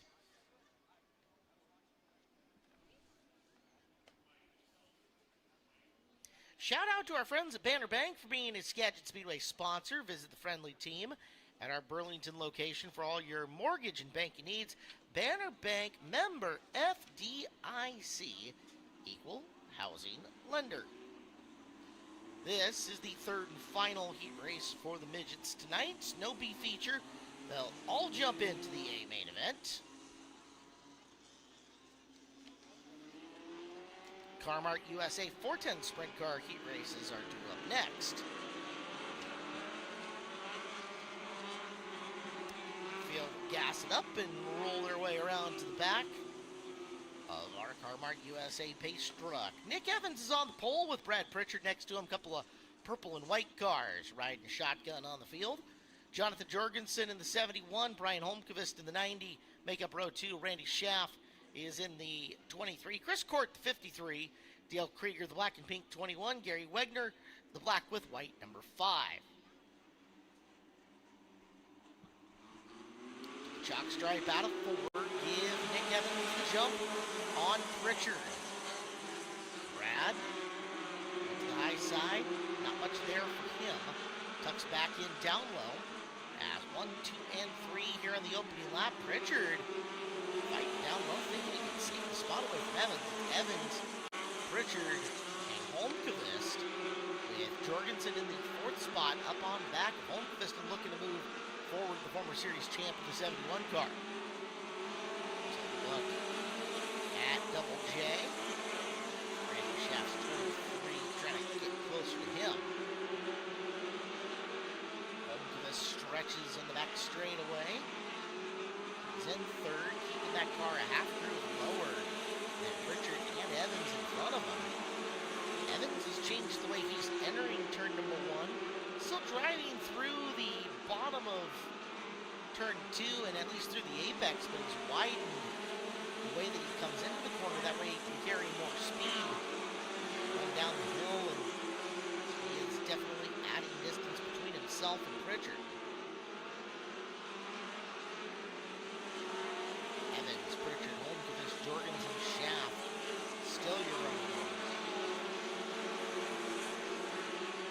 Tough heat race. After we had seen some guys go up high, it's now just kind of migrated back down to the bottom, and that's really kind been the place to be. Just that speed and how juiced up the track is makes it really hard to want to move off that bottom. It's the shortest way around. Now, for all these drivers, yeah, you may not be gaining the guy ahead of you, but not really under pressure from the guy behind you. No. So there's no impetus to move at this point in time. You can settle in and, I don't want to say just ride around, but in some of those cases, that's exactly what it is. Nick Evans, not a guy that needs any more practice around here, that's for sure. Flies the left front on the Evans Gang 24 and takes the lead in race number 3. Nick Evans gets the W. Brad Pritchard, Brian Holmqvist, Jonathan Jorgensen, Randy Schaff go 1 through 5 in CG Garage Midget Heat Race number 3.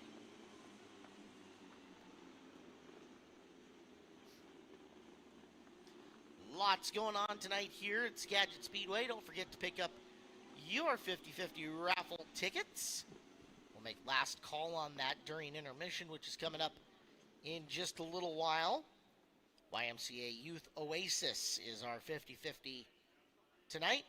Next week, College and Kids Night. If you got school ID, you get in for just $5. We've got 360 Sportsman Sprint and Midgets on the card once again.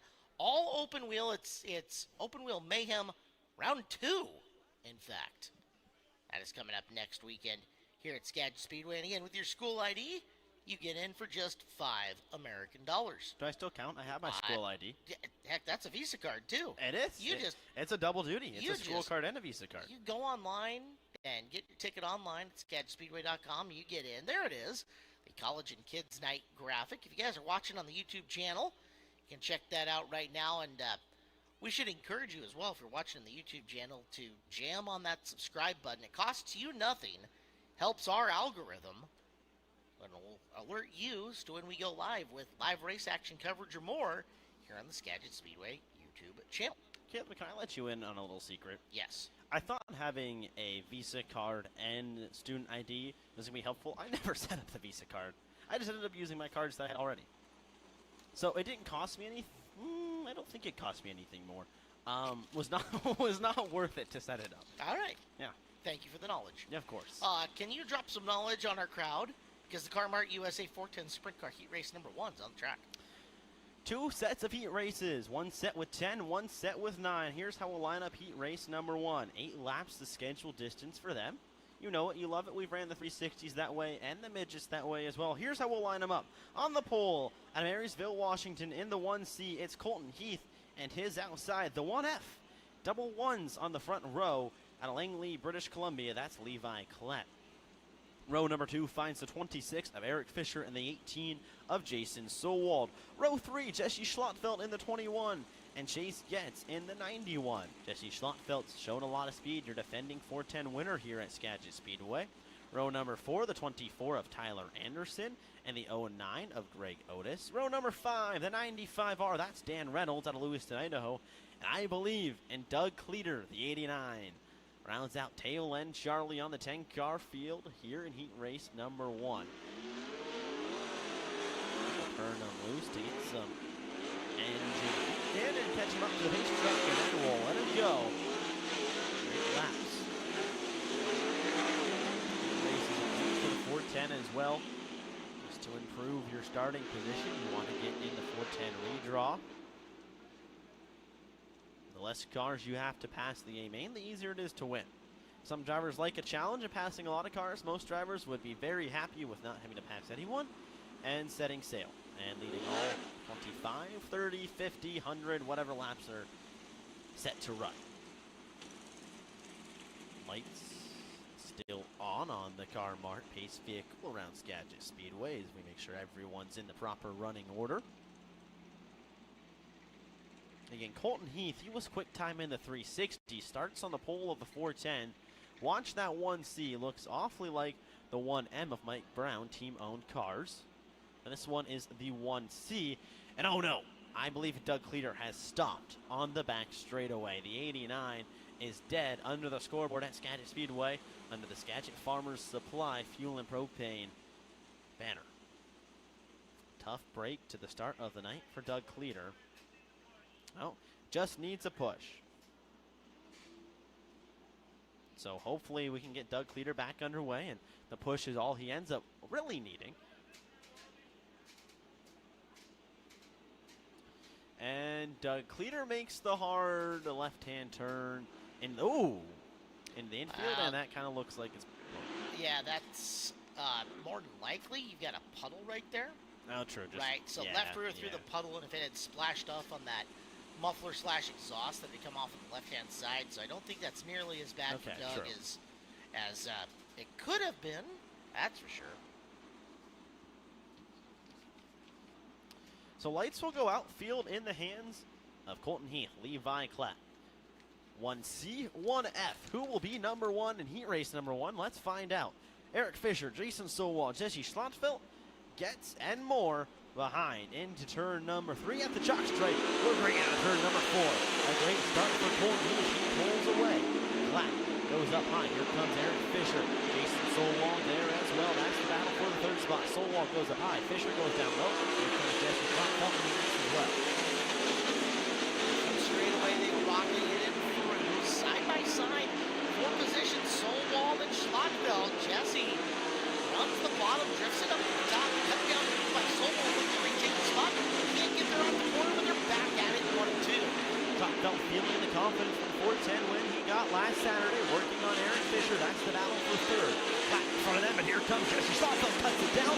Eric Fisher runs him low. Jesse Schlotfeld makes the pass, but here comes Sowell as well. 3 cars, 1 spot. Schlotfeld gets away with it. Pretty significant contact there at the corner. Lucky that everybody drove past and through as Sowell flips his vision for the spot. Sowell not done trying to close down on Jesse, but Schlotfeld getting away as Sowell secures 4th. Colton Heath at the top. Klett, Schlotfeld, Sowell, and Fisher. Schlotfeld catch Klett will be the question. He's starting to pull away from Sowell in the 4th spot. 5 laps in this one. He's going to have to hurry if he wants to get to Klett. Jason just has to maintain the spot that he dropped. Same with Colton. The heat race win. Look at those 2 heat races tonight. He's running some very strong laps. One more time around. Down the back straightaway. Down to that straightaway into turn number 3 and cruising at a corner number 4. Colton Heath picks up a 360 win and now picks up a 410 win for heat race number 1. Colton Heath looking good through heat races so far here at Skagit Speedway. Levi Klett in 2nd, Jesse Schlotfeld in 3rd, Jason Sowell in 4th, and Eric Fisher rounds out the top 5. So that should give us Heath, Klett, and Sowell to the redraw if my math is right. I believe it is. Schlotfeld going 5 to 3, a big deal for him, as that'll pick him up probably to about 7th place starting spot in tonight's A-main event. There's a lot of confidence in that young man. I mean, the moves he just made in that heat race to get himself forward are veteran moves. Well, we watched that series of moves in turn number 4 where he came off the corner, front tire to the rear tire of front tire to the rear tire of Fisher coming off, and then had to run all the way down to the apron to nearly sneak underneath him coming off, and that is close and tight racing here at Skagit Speedway. But that's what you have to do too. Because nobody's going to give you a spot anymore. We've got one more heat race tonight before we get to intermission. So for the Car Mart USA 410 sprint cars, heat race number 2 will feature Robbie Price on the front row. Inside row 1 is Robbie Justin Youngquist. Outside row number 1 in car 95. Row number 2 is Cam Smith with the 17, who is outside. It is the 55 of Trey Starks. Row 3, the 1M of Mike Brown from T9. Alaska Kobe Thornhill starts outside row number 3. Eyes peeled on 19 car here in this heat. 4th row, D9A out of Vancouver, Axel Oudman. And a big thanks again to DeBoer and Sons. Coming to car back out on the racetrack in this week would not have been possible without them. Axel will start in position 8. Hank Davis, if he can make the call, will start 9th on this heat race. But we have yet to see the Wheatley-owned 45 car since, I'm going to say, track packing tonight here at Skagit Speedway. So we'll see if Hank can make the call. Caleb, I do believe I see him in the push-off area, so we'll see if he can at least keep it lit.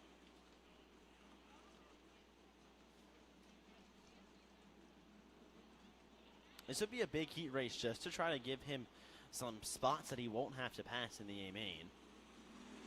He pushes it off with a push truck behind him. He hasn't taken off and away from it yet.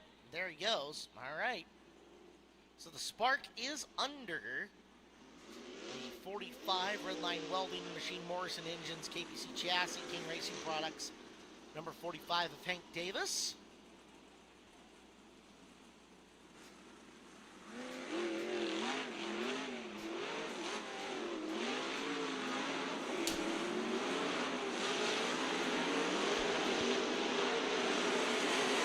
Davis firing up.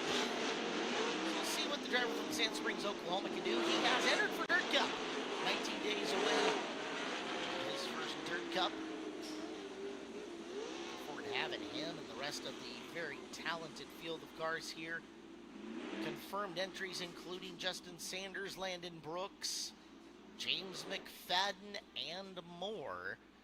Taking on our locals, Schlotfeld, Starks, Solwald, Price, Youngquist, Thornhill. They will all be here to defend the home turf for $100,000 to win. Price and Youngquist are on the front row of this. Smith and Starks, Brown and Thornhill, Didiak, Outman, and Davis are your lineup. 9 cars for 8 laps. Starks was the fastest qualifier of the group. He needs to hang on to a spot in the top 5. Price was the second fastest qualifier of the group. He's out to try to win this, as he's got the early advantage in the flag. Back straight away. Youngquist up at the top, trying to make up some ground. And Smith down the road into the position as well, and Starks in fourth. Lap number 1, out in front is Price with Youngquist chasing. Starks in tow, getting by Cam Smith. Here comes Cody Thornhill as well. Going to try to come along with the 55. They go 2 for 1, side by side. Starks trying to get by the 17 as Smith watching up high. Smith going to get a run down back straight away. No. Starks back up high. Smith down low. Can he get the pass? Side by side. Cam Smith racing really hard tonight. Not really going to see the spot away from Trey. Trey, though, gathered momentum. Meanwhile, a little smoke showing. 95 with Youngquist as the battle for second is on. Starks dispatches of Smith. Coming after Youngquist for P2. Youngquist pulls away down back straight away. Youngquist goes low. Starks goes high. Can he get a run off of turn 4? Picks up the front end. He can't. He closes back in on the turn 1. Dustin Youngquist trying to run away like Robin Price is running away with this one in the lead. Starks up high. Youngquist down low. That doesn't change it across the line this time. Trey Starks at bay. Youngquist looking for a spot to redraw. He has to let him get a little finish on the third. Down to this one lap to go. Leader who's already taking the check flag. Robbie Price cruises home for the win. Heat race number 2, Justin Youngquist comes across the line. Second, Trey Starks in third. Cam Smith in fourth. And Cody Thornhill rounds out the top 5 for the final 410 heat race and the final heat race of the evening here at Skagit Speedway. Price will start somewhere in the top 6 tonight, as will Youngquist and as will Starks. Redraw coming up in the pit area. We'll let you guys know where everybody ends up as far as the A main lineups are concerned. Attention homeowners and business owners, if you need professional tree care, whether it's trimming, removal, or emergency services, our expert team is here to help you keep your trees healthy and your property safe. Call the Dreyer's Tree Service today for a free estimate. Safe, reliable, and affordable. Our world-class climbing and raking services will amaze you. Trust us to get the job done right. Voted Skagit's best of the best. Just look at our billboard sign and call us anytime. Mention Skagit Speedway for a 10% discount. The Dreyer's Tree Service. Winners at the Kids Club tonight: Liam Lovenstein, Dalton Ellis, Sebastian Collier, JoJo Bundy, Hudson Hoppy, Kason Plug, Silas Knowles, and Cade Ulima. Kerry Londo, Indy Price, Vivi Ellis, Madison Evans, Aubrey Holmqvist, Finley Tibbert, Olivia Stemme, and Samantha Laux. You are our winners tonight at the Kids Club. Well, Cole at the control, are you excited for that very favorite part of the evening? You are, aren't you? That means you're going to begin loading up one of the most awesome parts of our night. Ladies and gentlemen, the RunGoodLife.com car races have come up onto the big screen. Check out the card breaks on YouTube at youtube.com/RunGoodLife. They are awfully, awfully cool. As here are our standings coming into this fifth running of the cars here on the year. Up top, the Race Redeem Foundation blue car has one win. In lane number 3, the Pickle-Mobile has one win. In lane number 2, the Mustard Packet, the Banana Wagon, it's got one win. And it is the Ketchup Packet down in the very bottom with one win as well. They're all tied at one win. We've got 1 minute and 30 seconds on the clock. You can place down your friendly wager wherever you want it to be, because the Run Good Life car race begins right now.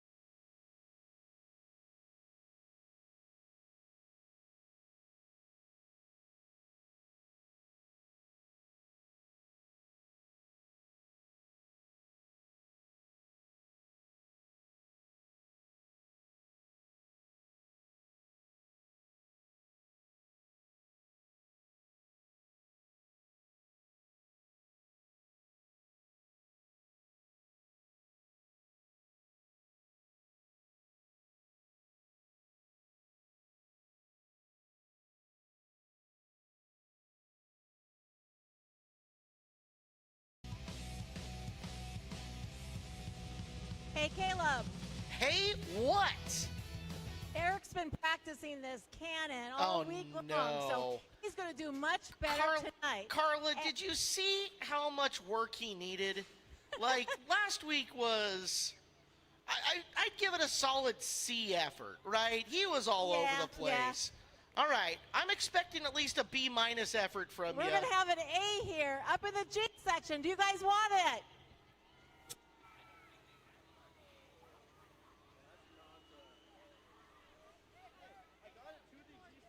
Hey, G section, do you want us to try again with a little more pressure? Are you at 50? G 60. That looks good. That's an A. Okay, F, how are you doing?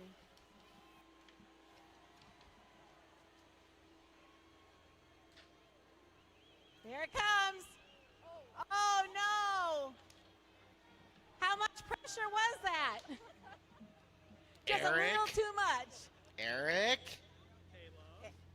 Eric just said Caleb. I heard it. Okay, we're going to try this again. I can't see you, by the way, but I hear what's going on. We're trying the high to drop right there in F. Oh, on the top row. Okay, that's a B+. You're a very generous grader, Carla. I'm just saying. Okay, dialing it back a little bit. Another one to F. Wait. That is not dialing it back, Eric. Eric? That's a C minus.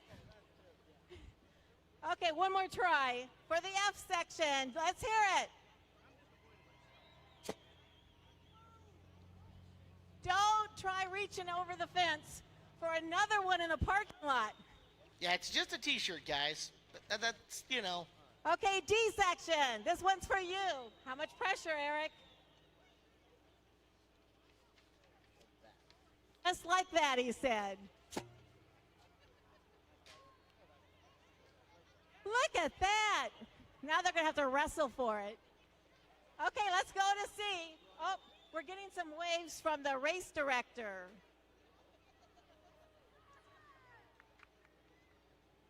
$5 if he can put it right in the race director's breadbasket. Okay. He's trying. Not quite. Ah, wow. A little more.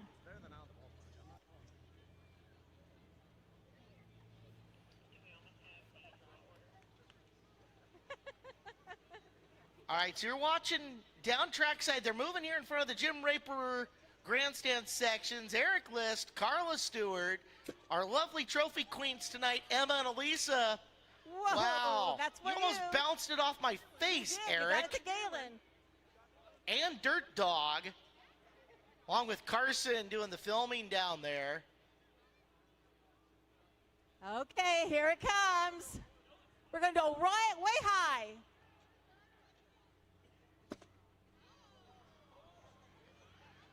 Oh, man, does your grandma shoot air gun too? What the heck? Good thought. I think we should head to B, Eric.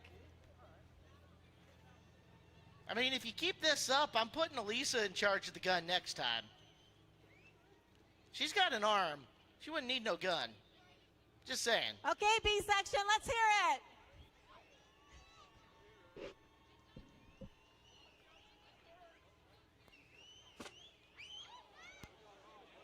Oh, no, that's 3 in the parking lot. Ow. Eric, we're not going to grade on a curve. No, that's a straight F. Straight fail mode. Where are you headed, Eric?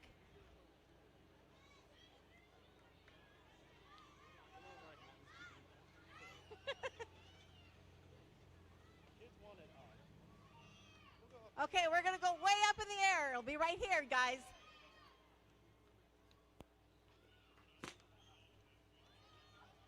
What?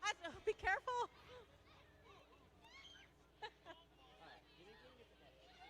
Okay, do you think we can get this to A? The A section? How many think we can do it? How many think Eric can do it? Here he goes.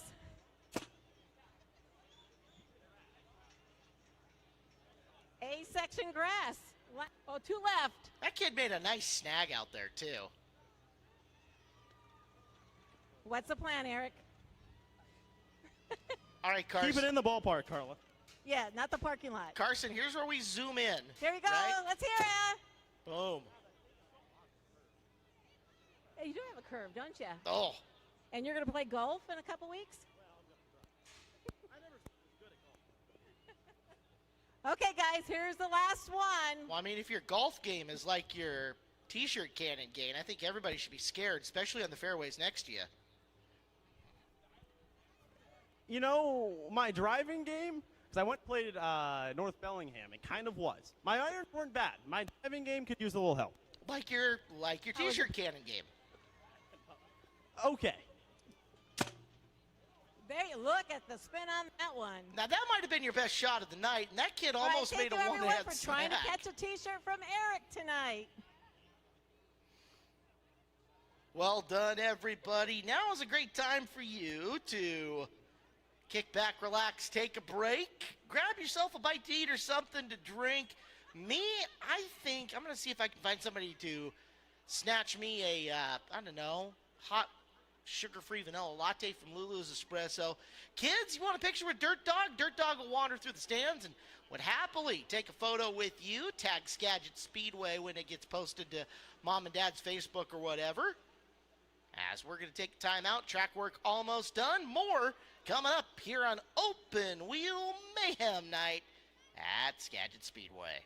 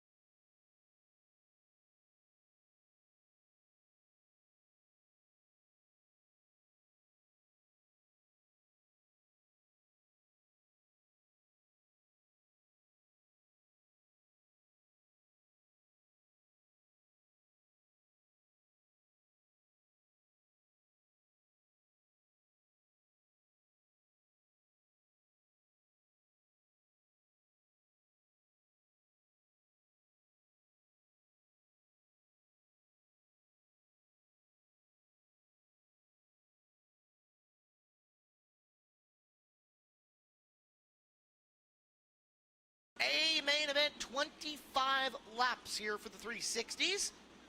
It is a stout field of cars. 20 have made the call for the feature. Lineup will look like this. Pole sitters, Colton Heath, Marysville, Washington, the 33 car. Clean sweep, working for Colton, fast time and the heat race win. To his outside, 21 of Jesse Schlotfeld out of Arlington, last week's 410 feature winner. Row number 2, Robbie Price on the inside, the 21P. And to his outside, the defending 360 track champion Trey Starks in the 55. Row number 3 out of Burlington, it's the 18 of Jason Solwald, and his outside, a guy who's no stranger to the top side of Skagit Speedway, the 19 of Enum Claw's own Kobe Thornhill. Row number 4, the 66 Tanner Holm, and the 17 of Mill Creek's own Cam Smith. In row number 5 to the inside, Kai Dixon from Maple Ridge, BC in the 20K, our defending sportsman champion. To his outside, making a season debut, it's Lane Taylor from McKenna in car number 4L. Starting in the 11th spot, Levi Kuntz from Carnation, Washington in the 29K. And starting 12th, Bill Rude out of Mount Vernon in the 33R. Row 7, Burlington, Washington, the 26 of Levi Hillier, and the 77 of Levi Klatt. The Levi's are row number 7. Klatt to the outside. Mike Brown, Kenai, Alaska, 1M. And the 3 of Jordan Milne in row number 8. Starting in the 17th spot, Peyton Drake, the 10 car out of Everson. To his outside, the 0 of Ashley Johnson from Cedro Woolley. And the final row, row number 10. Brody Ferguson to the inside in the 3B. And to the outside, Tim Martin out of Shelton. 20 cars going for 25 times around. Gas her up. End up on the back of the base truck.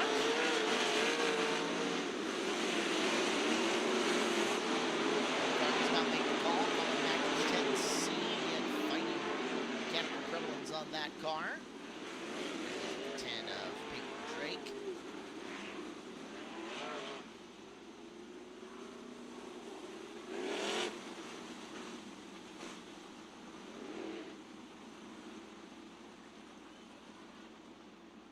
Preview of the 410 feature we have coming up later.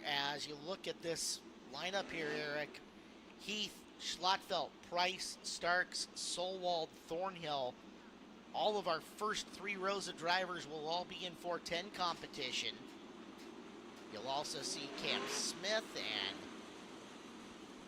the Levi Klatt making their way up in there as well. So 8 of these 20 all going to come out in 410 in just a little bit. They're getting some valuable seat time to kind of figure out what the surface is going to do for the $5,000 to win final tune-up before Dirt Cup coming up. You know, one guy, or 2 guys, I guess, I'm going to keep my eyes on. The 33 at Colton Heath, he had speed. That's his own 360 that he's running. Well, his own, owned by someone. And then he's running a 410, that's Mike Brown. They've had speed in both those cars. Heath has a front row starting spot here for the 360s. If he can get out in clean air, he's going to probably search for the track a little bit, and that'll just help him know where he can run even better in the 410. Kelly and Cindy have been longtime supporters of Colton's racing. They're the car owners on that 33 car. They put a ton into that thing.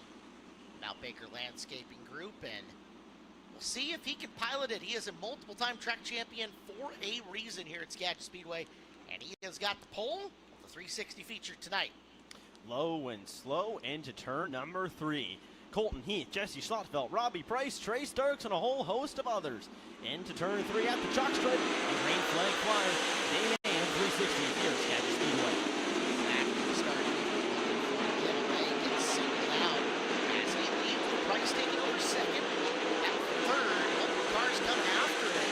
Right now, it's Schlotfeld who starts down low. Bill getting after him. Right now, Heath up front, Price in pursuit. Starts making move. Here comes Jesse Schlotfeld back to the outside. Starts down low. Schlotfeld up high. Starts out turn number 4. Schlotfeld right on that bumper and enter back in turns 1 and 2. He starts, pulls away. And leader in turn number 3. Robbie Price gets by Colton Heath. He leads across the chalk stripe. Robbie Price, the 21B ahead of the 33 of Colton Heath. And Robbie has said he has kicked himself a couple of times for mistakes on his own end. Not a mistake there. Aggressive going for the lead, taking away from Colton. Completing lap number 4. Here's Thornhill on the route. Thornhill down the bottom of the racetrack, taking the fourth lead from Schlotfeld. Thornhill has a 360 win this year at Skagit Speedway. Schlotfeld has one, but not here.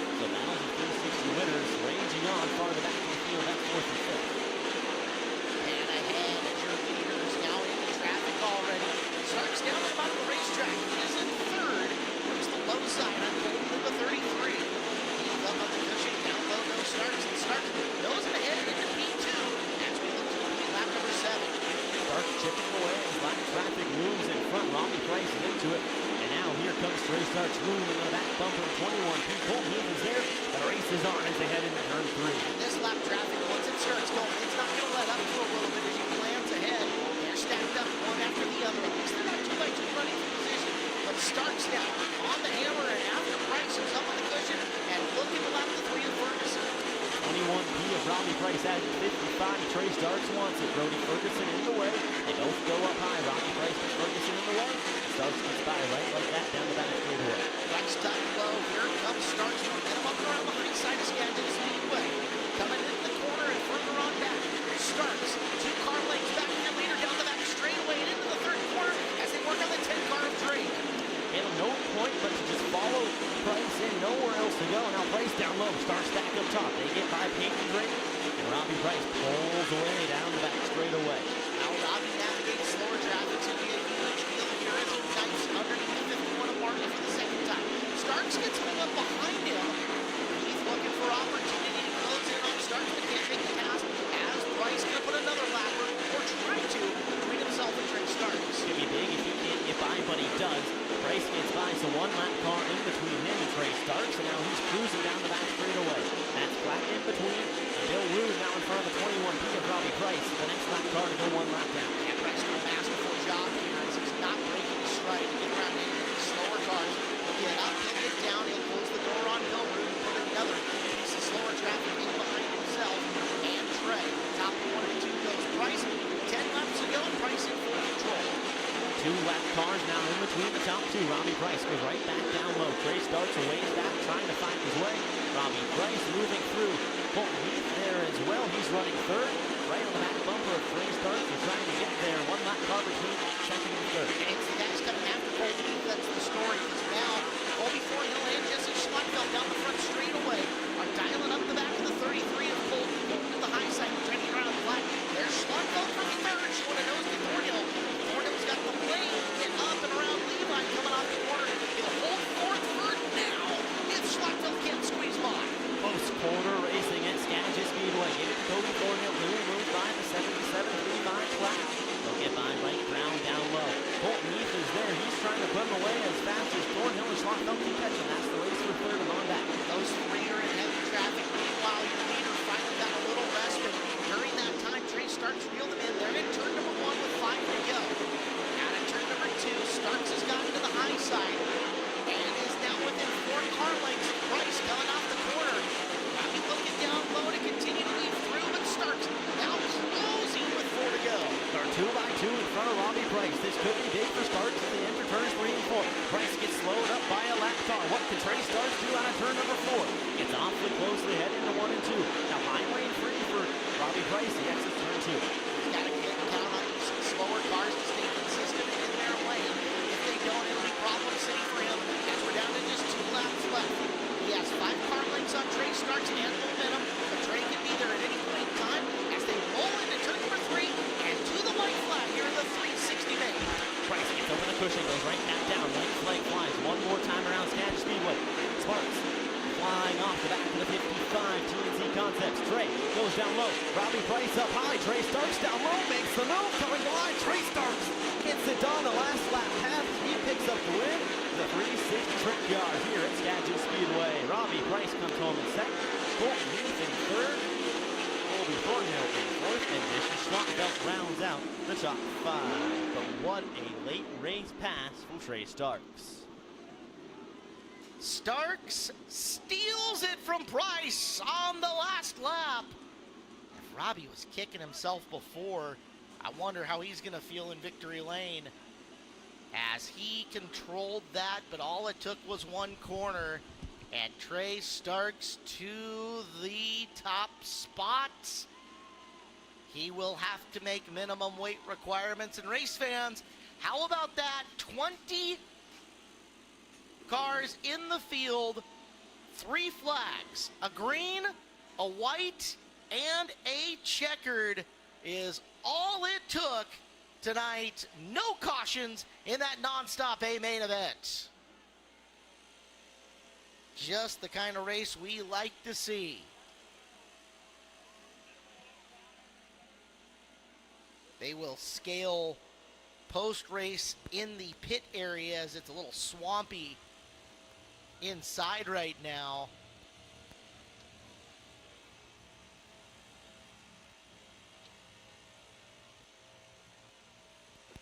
And there he is, let him hear it, Trey Starks.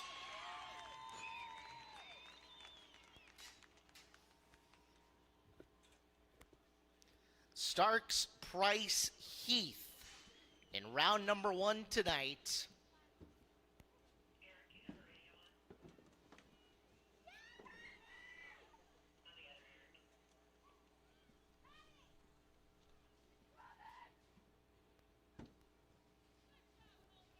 All right, we will get everybody to the top of the podium.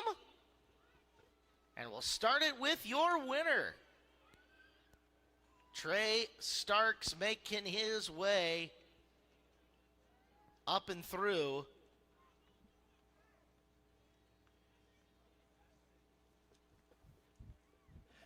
Caleb, we'll go from the back to the front. Trey's still back to the car. So we'll get Colton Heath up to the podium in third. Colton Heath had a heck of a race. He had to hold off Jesse Schlottveld and a whole host of others behind him.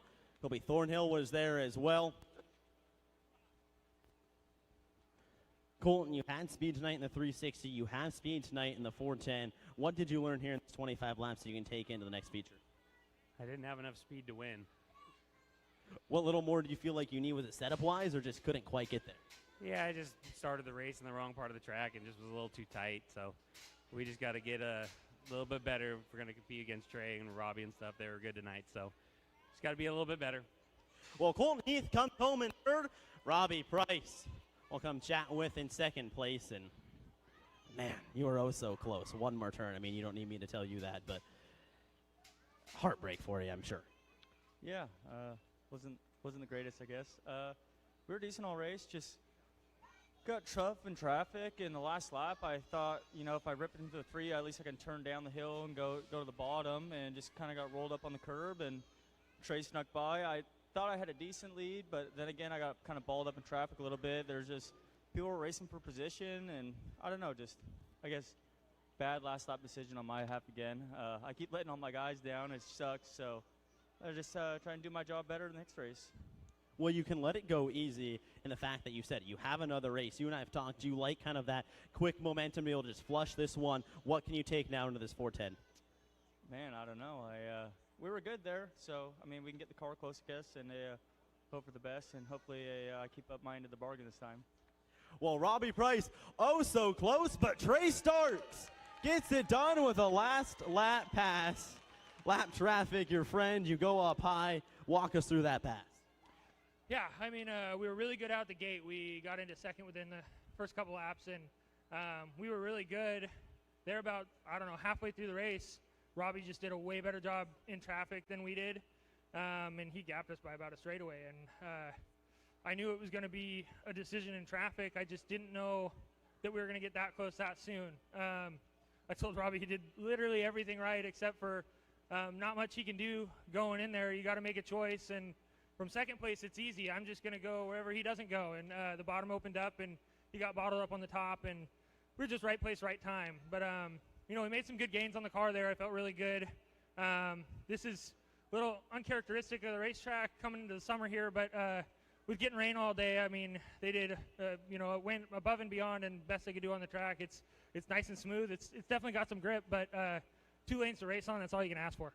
Well, one in the books, one to go. You won the double last time here this year at Skagit Speedway. What's it going to take to get the win in the 410? Yeah, we're starting from the same spot, so, you know, we're going to have to be similar to this race. We're going to have to put ourselves in good position early, and then it's going to be one in traffic, either traffic or restarts. So got to be good at both of those, and got to get our car a little bit better. We're headed in the right direction, but, yeah, make a couple changes and see what we can do. Well, traffic paid dividends for Trey Starks. He gets it done in a 360 main event here at Skagit Speedway. Thank you, Eric. our 360 podium. Happy 16th birthday to Abe tonight. Abe, thanks for being here. Happy 16th birthday to you. A lot of these same drivers that you will see will be coming up here for the Jim Raper Memorial Dirt Cup. If you haven't already got your 50-50 raffle tickets tonight, you need to have them in your hands all by right now. Last call 50-50. And to get you hyped for Dirt Cup, we need you guys' eyes on the back straightaway video board as Dirt Cup coming up just 19 days away.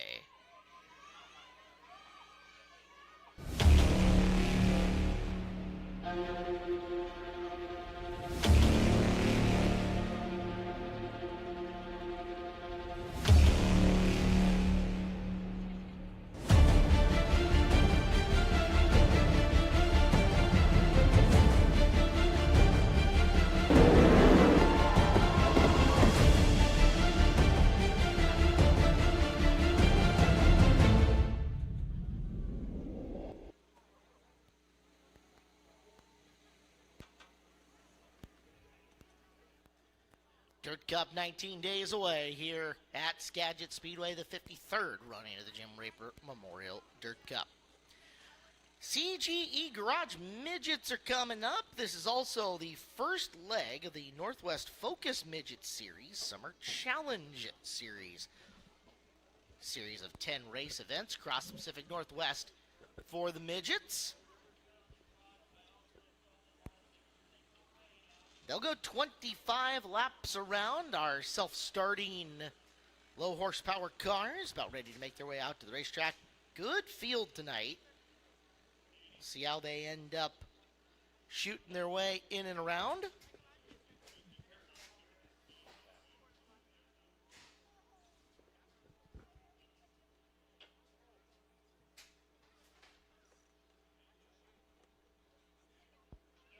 Midgets will roll from the pit area. Your starting lineup looks like this. On the pole, he was our winner last Saturday night in clean sweep style. That is the 7S of Shane Smith, and to his outside, he's never won a feature here with the series, only in his second year of racing. It's the 64 of Stephen Massengale. Row number 2 is Brian Holmqvist, inside the second row for the 90 car out of Cedro Woolley, and to his outside, the former track champion and series champion, the 32 of Tristan Thomas, out of Burlington, Washington. Alex Pacheco and Jonathan Jorgensen make up row number 3, the 16 and the 71M. Row number 4, the 41 of Arlington, Washington's Ashley Thompson, and Sydney, BC's 32R of Ryan Orchard. Behind them, starting ninth, it is Brad Pritchard in the 41 on the inside of row 5, and to his outside, our reigning modified track champion out of Cedar Woolley, Jeff Westergaard in the 78. 11th starter will be Michael Volbrecht out of Shoreline in the 4, and to his outside, another former track champion from Granite Falls. It's the 24 of Bad News, Nick Evans. Row 7, starting 13th. Out of Bothell, Washington in the 50, it's Chad Kincaid. Starting 14th is outside. Out of Fife, the 23, that's Randy Schaff. Row number 8, the 48 of Caden Holm, and the 90C of Stuart Milner. Inside row number 9 from Vernonia, Oregon, it's the 8 of Doug Davenport. To his outside from Lake Stevens in the 53, our 18th starter is Chris Court. 10th row inside, it is an uncle and his niece, Kyle Hansen in the 17 and Ayuka Carlson in the 18. The DEW Investment Midgets are the 19th and 20th starters. Row number 11, the 21C. Out of Uncle Teal, that's Dale Krieger. And his outside, the 3T, is Tyler Luce out of Lindid. The final row, row 12, 24 total cars, and starting 23rd. Out of Marysville, the 39 is David Mills, and the 5, Gary Wagoner, rounds out our 24 total cars. So to give you an idea how deep this field is here tonight, there's a couple of guys who have got a bunch of feature wins in this class that are in this one. Since 2011, the feature win leader for the midgets here at Skagit Speedway is Jared Peterson with 19 total feature wins. Jared not racing a car here tonight. Nick Evans is 1 win behind him at 18. Ooh. Tristan Thomas is 3rd on that list with 12 feature wins. And then nobody else is into double digits yet. Tied for 4th with 7 are Evan Margison and Garrett Thomas. Chase Getz all alone in 6th with 6 feature wins. the guy who can move up tonight, who could, if not Nick Evans tying for the most feature wins, could be Shane Smith. Smith's got 5 Skagit Speedway wins. One more win brings him into a tie for 6th place with Chase Getz. Alex Peck not in the field tonight's got 4. Ross Rankin with 3. Travis Jacobson with 2. And then a bunch of one-offs, including Jamie Barnes, Ariel Biggs, Kelsey Carpenter, Chance Crum, Reese Getz, Jake Helsel, Michael Hodell, Tanner Holm, Hannah Lindquist, Lance Sargent, and Jeff Westergaard. So Westergaard could get off the schneid and into a tie for 2nd if he can come through and pick up a win. 25 times around, Focus Midgets on track. And down the back straightaway they go. Shane Smith, Stephen Massengale, Brian Holmqvist, Tristan Thomas, Alex Pacheco, the top 5. Slow pace set by Tristan. There's Smith into turn 3. Now turn 4, green flag flies to the chalk stripe. We're racing for the midgets at Skagit Speedway. Side by side into turn number 1. 3 wide. Tristan Thomas goes up high, trying to make some moves happen. He can't down the back straight away. Shane Smith knew he had to get down. He had to beat Massengale off the start, and that's what he will do. So Smith takes the lead on lap number 1, trying to win his 2nd straight feature here at Skagit Speedway and 3rd overall over the last 2 weeks. Smith, Massengale, Thomas, Jorgensen, and Holmqvist, the current top 5. Thomas drives it in, the Massengale holds on. He's just staring at back to the 7S of Shane Smith, and Smith looking for back-to-back-to-back clean sweep. Skagit Speedway last week, Deming Speedway last night. The battle for 3rd and 2nd races on. You saw this in his heat race where Smith was more willing to come a little further up the racetrack, enter the corner a bit later, and carry a half groove higher. Right now, I think he's not feeling a ton of pressure off of Massengale, and he's going to do that. Steven, not a rookie, just a 2nd-year driver, but didn't have a whole lot of laps last year. Trying to find him, trying to do whatever he can to catch up. As we've got one around in turn number 2, caution flag comes out. Alex Pacheco facing the wrong direction in the 16. So Pacheco will bring this race to a stop. 4 laps in and 21 to go.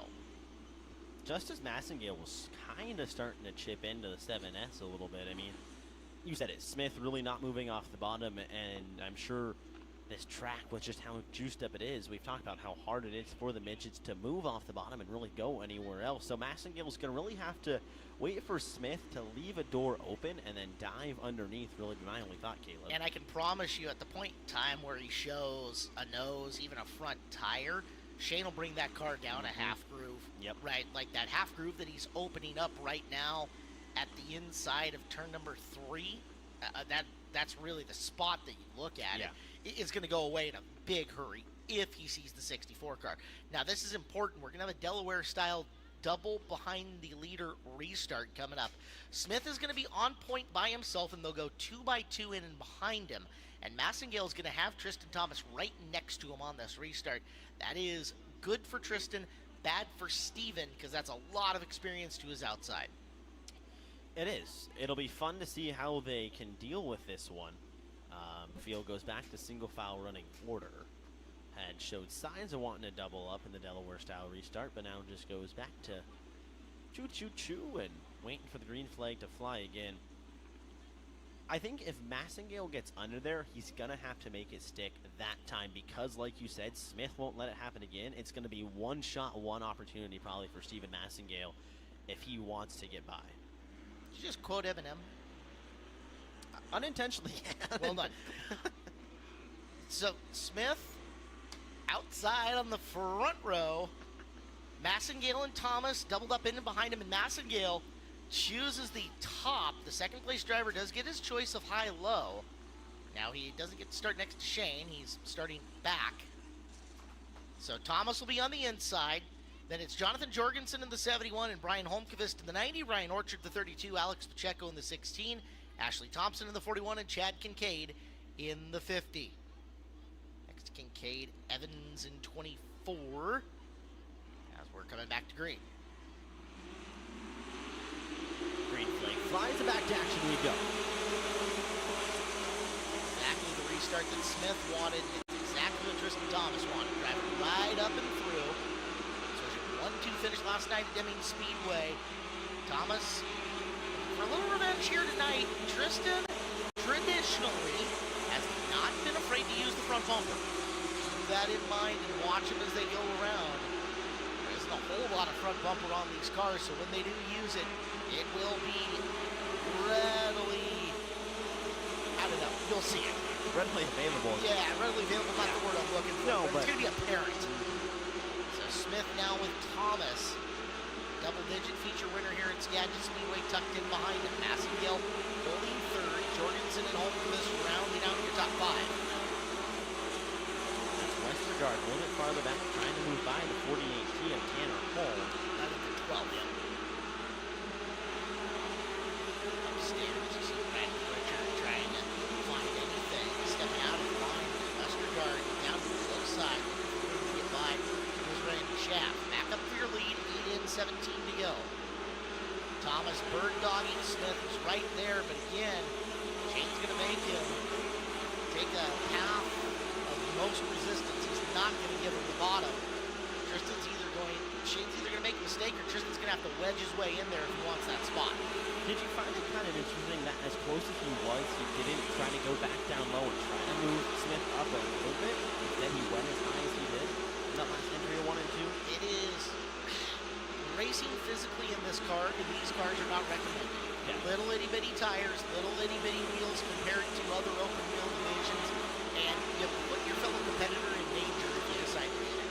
Well, you had said use the bumper a little bit, almost gets close there through 3 and 4. And Smith continues to pull away, but Tristan Thomas with his closest opportunity, yet gets awfully close once again on the entry of turn 1. And you know, the way that the 7 of Smith bounced coming into that corner, you gotta watch out because these shocks and springs can only take so much. There's also a little smoke showing from the 7S. And I wonder if he has got something going sour in that car.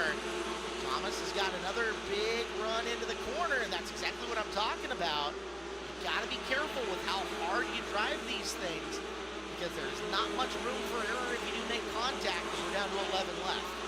Shane Smith doing a good job to nurse that one home if something is indeed going sour. And caution flag flies. Might be a well-timed yellow flag for your leaders that's going to keep him out of slower traffic. And you're looking for the caution around the racetrack, and I'm not seeing it yet.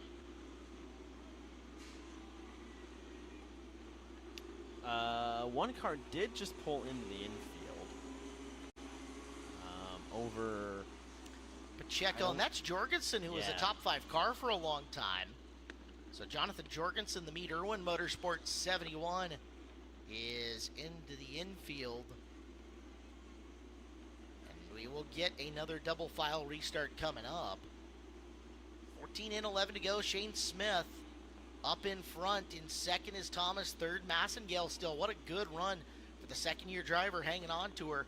Brian Holmquist is 4. Ashley Thompson has advanced from her 7th place starting spot up into 5th. And she will be side by side in the row, I should say, next to Holmquist. Thomas very clearly indicating the top right now is where he wants to be. So that allows Massengale to sneak up on the inside as the 1 to go signal is coming out. a big restart incoming. How can Shane Smith control, but what can Tristan Thomas and even Stephen Massengale have? Massengale lost second on the last restart. Can he get it back from Tristan Thomas? With imagine Thomas going to be awfully defensive because he knows now could be a time to pounce on Shane Smith. Smith is desperately going to want Massengale to challenge Tristan as long as he can back there. He has held that top spot. He's made the right moves, but again, a little smoke showing on the 7S, and you wonder if everything's still in good working condition. He brings him back to green. Thomas, really smart, got down far enough to close the door on Massengale, and Ashley Thompson drives around from 5th into 3rd there on the restart. Good moves made there to get by her, and Massengale just falls back after that one. Thomas did something a little different. He diamonded the corner off the last time around. As Holmquist under fire, a lot of cars coming after him. But for the lead, it is still nose to tail entering corner number 1. Smith and Thomas. Now Thomas drifted high out of turn number 2, didn't pay off for him. Watch him, though, as he's taking a slightly different line now through the 3rd and 4th turn, looking for just an extra little shot of momentum. Smith gets into the corner, car unhooks when he gets back onto it. As we have got a loose tire coming out of corner number 4. Somebody had a tire finish a lot further than he did, or she. The car got farther. Car did? It's on the front straightaway. All right, who was it? I believe if I can get a good view, it's the 5. Gary Wegner. Yep. So it's a heat race worth of distance to go here for Shane Smith. Tristan Thomas still in second. This is huge because up to 3rd is Ashley Thompson, Shane's fiance. Oh. Now, team racing is not a thing. No. And at the same time, you know she is going to do everything she can to make things difficult on Tristan, not just because she wants second, but every bit of that will help the 7S. I'm sure she wants to run at Shane, too. Absolutely. I mean, she made a big move on that last restart. This is a prime opportunity. Now, Tristan Thomas, we saw how defensive he was against Massingale.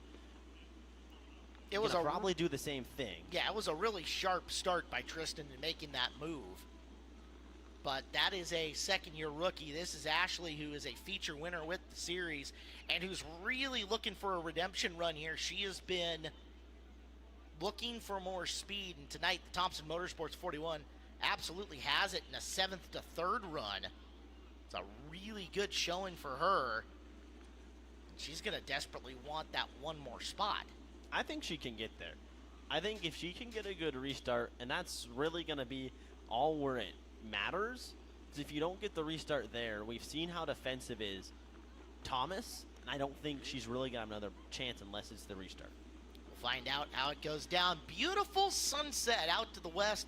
If you haven't grabbed your cell phones and taken a picture, gotten it for the wallpaper, get a selfie, whatever it is, now's a great time to do it, as nothing shows the sights of the Pacific Northwest quite like that on our YouTube screen. Cut, print, wallpaper. Yeah. Bang.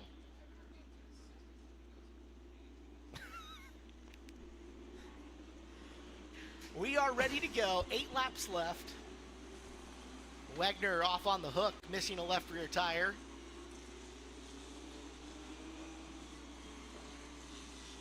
I am being thrown shade in this announcing tower.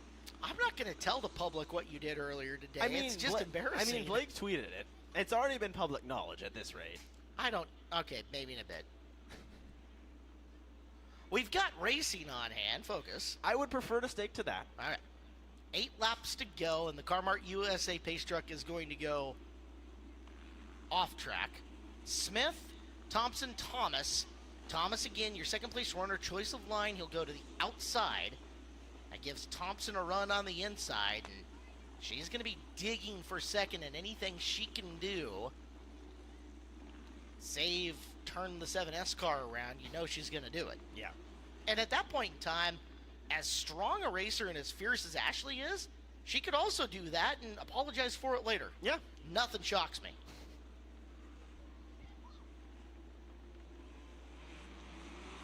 Off the corner. We're green. Thomas got another one of those dynamite restarts that got him right up and behind the 7S. Thompson doing everything she can to fight and hang on. That's Chad Kincaid in the 50. And Kincaid is barreling in on Thomas now, making things difficult on him. They'll push wide coming off the corner. That gives Thompson another look.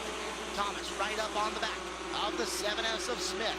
As we're coming into 6 laps to go this time around, the 7S and the 32 going to battle for the win. This is where you make your money at Skagit Speedway. Shane Smith has it. Tristan Thomas right there on the back bumpers. Then turn number 1. Gets closer as the exit turn number 2 down the back straightaway.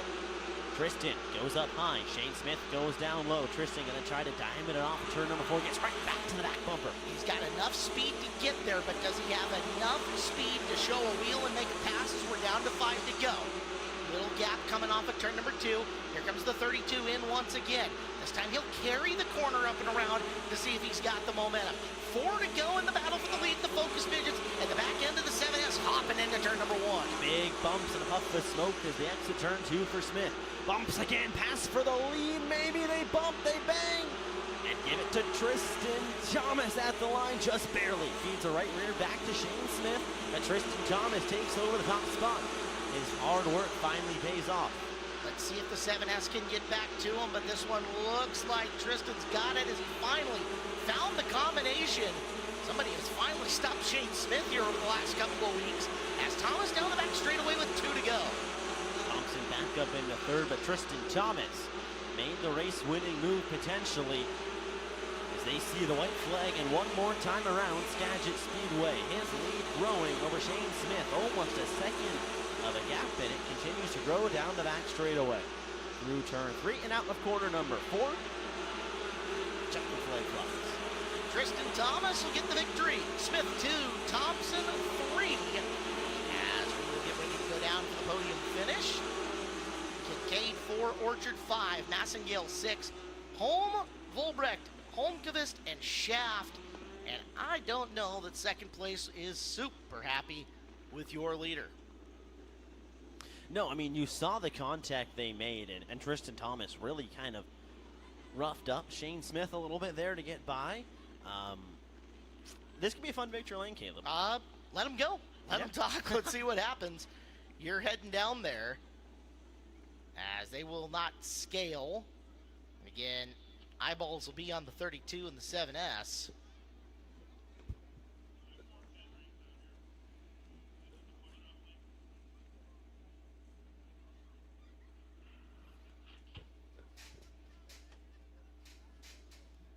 So victory lane could get spicy.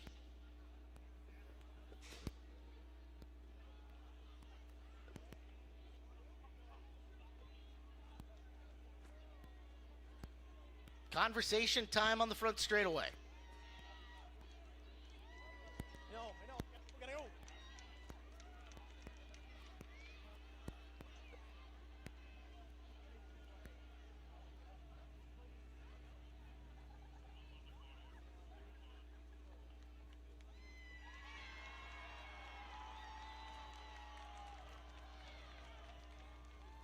Well, we'll get them up to the podium.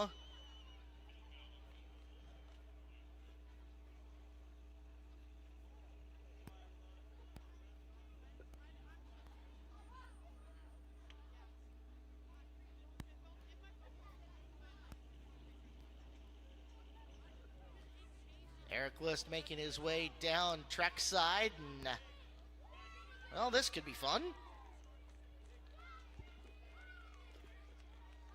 Eric, they're on their way in.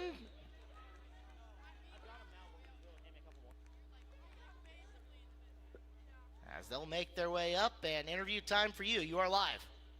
Well, Tristan Thomas makes the move through turns 3 and 4. You got underneath, you made a little bit of contact, but you get the race win done. You had sat there time and time and time again. Just feel like that was the time you had to make the move? Yeah, I was following Shane there for a while, and kept making like a halfway okay run into 3, and just wasn't really panning out. And then I was watching the laps go down and down and down, and I knew I had to try something there. And we raced it off in the first or in the 1 there, and I was able to kind of walk away with it. So yeah, pretty stoked. We saw you trying different lines at Skagit Speedway. Was there something that you were liking better than other? I just haven't ran here in almost 5 years, and so I was just really trying to feel out where I could make up my momentum and get through the corner off exit better than Shane. And some of the time it worked, and sometimes it didn't work.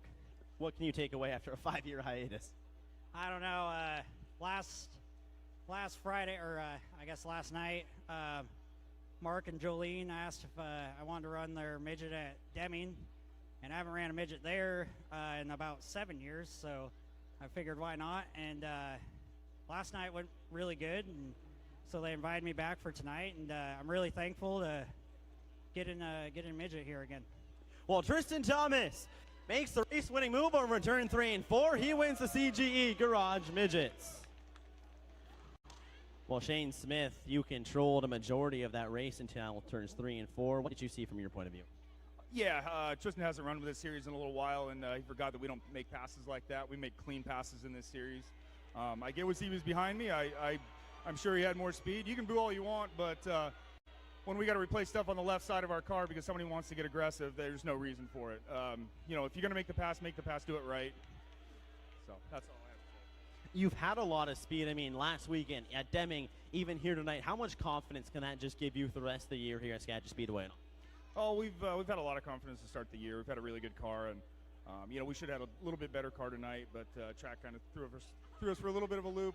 You know, hats off to everybody here making this track surface what it is. You know, from that little bit of rain we had earlier to giving us a really racy track.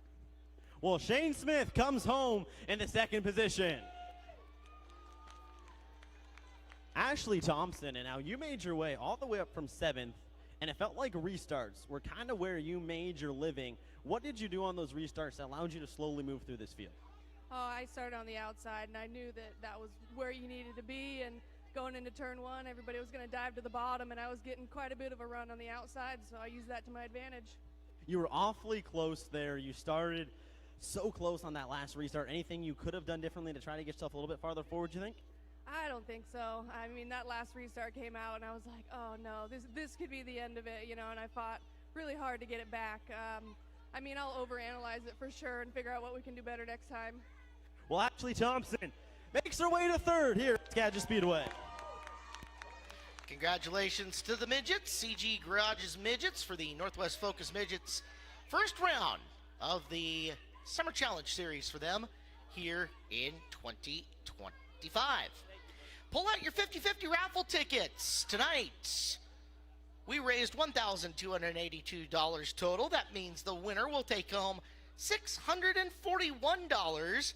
It's a yellow ticket, 01582-257. Yellow ticket, 01582-257. One more time, 01582-257. You have won $641, and you can claim that at the will call window, 01582-257.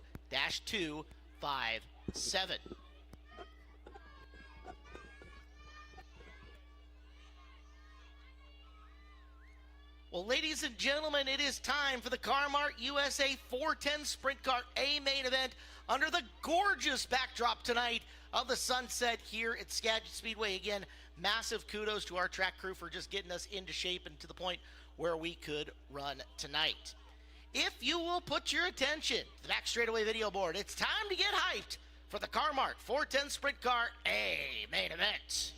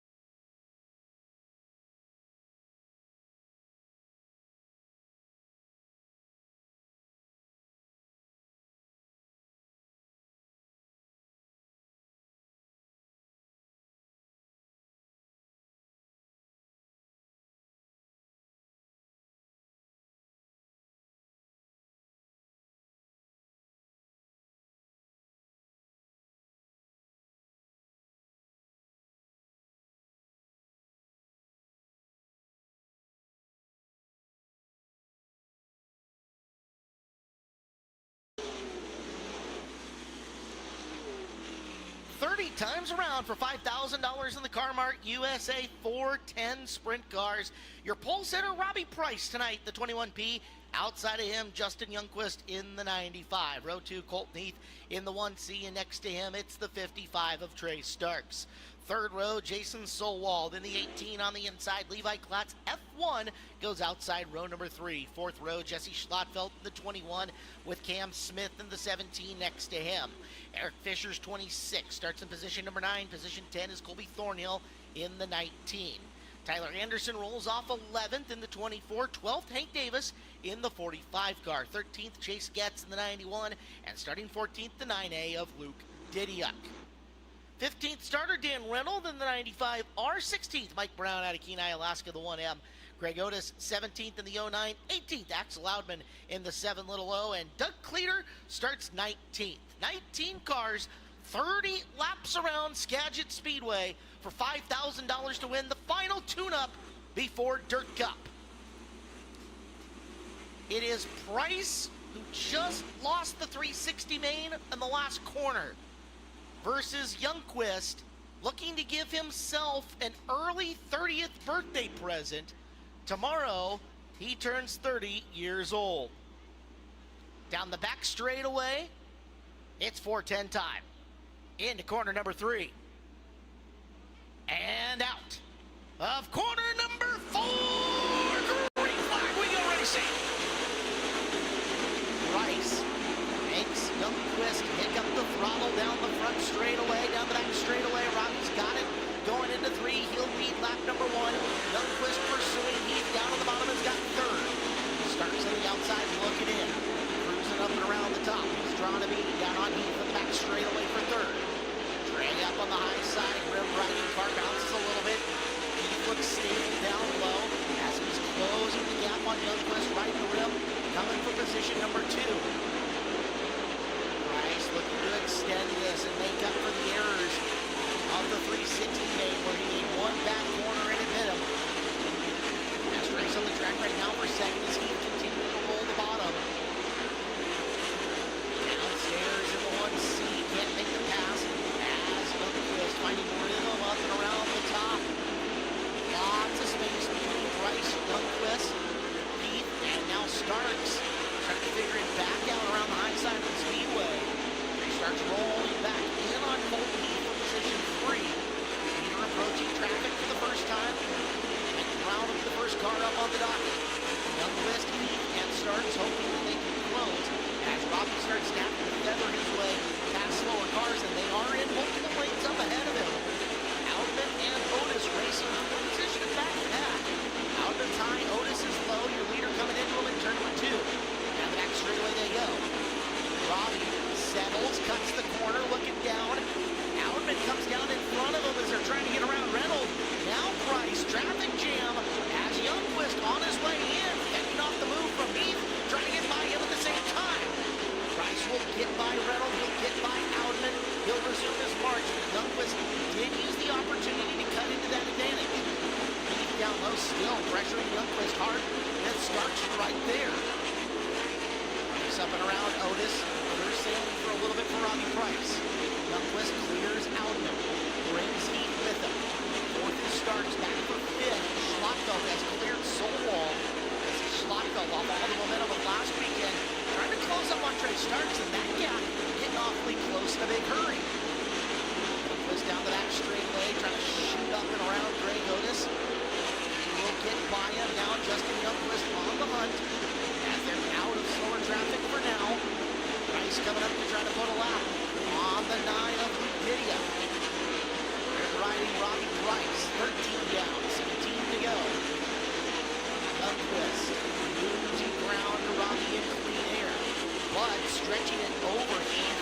He's had to get off the bottom of the racetrack and up to the top to clear some of the slower traffic. Behind him for 4th, Trey Starks getting all of Jesse Schlotfeld he can handle. Otis got up in the middle of the racetrack. Starks had to hit up the throttle pedal and give 4th to Jesse Schlotfeld. Schlotfeld now half a straightaway in and behind the 1 of Heath and trying to close in on him as we've got one looking all the worse for wear in turn number 4. Red flag out.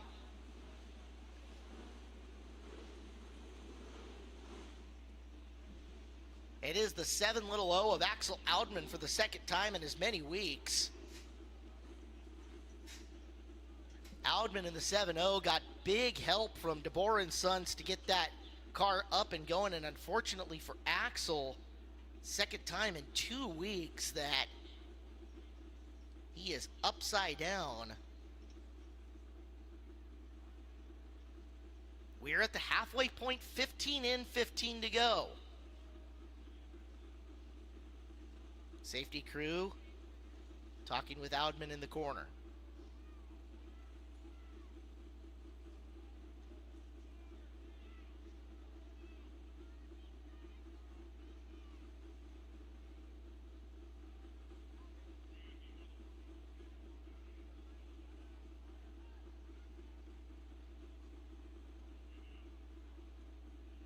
Our safety crew taking every precaution, and just as a note to you guys, once again, we will not comment on anything that we can see at the driver other than what is directly observable by our own eyeballs. That is to protect the health and privacy of Axel.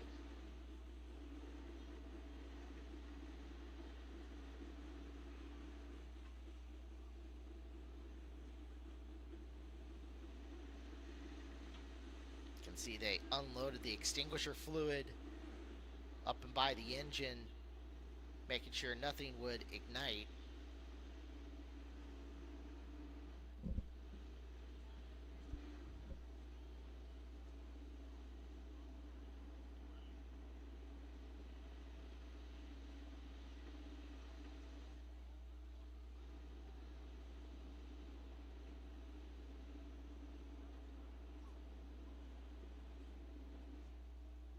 Top wing going to come off the 7-0 over there in corner number 3.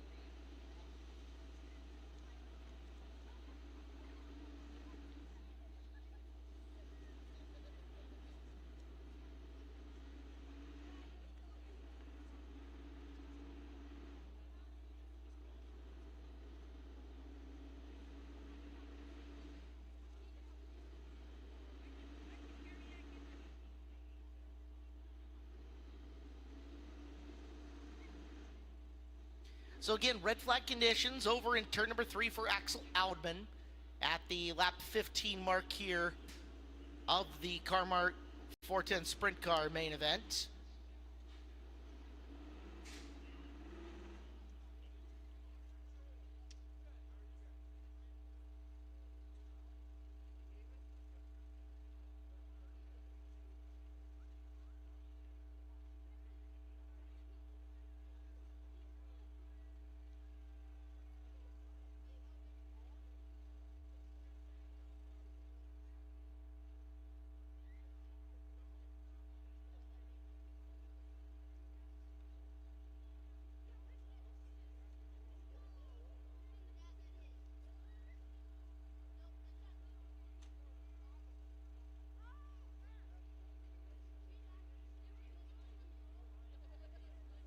We'll update you guys as we can find out more over in the corner.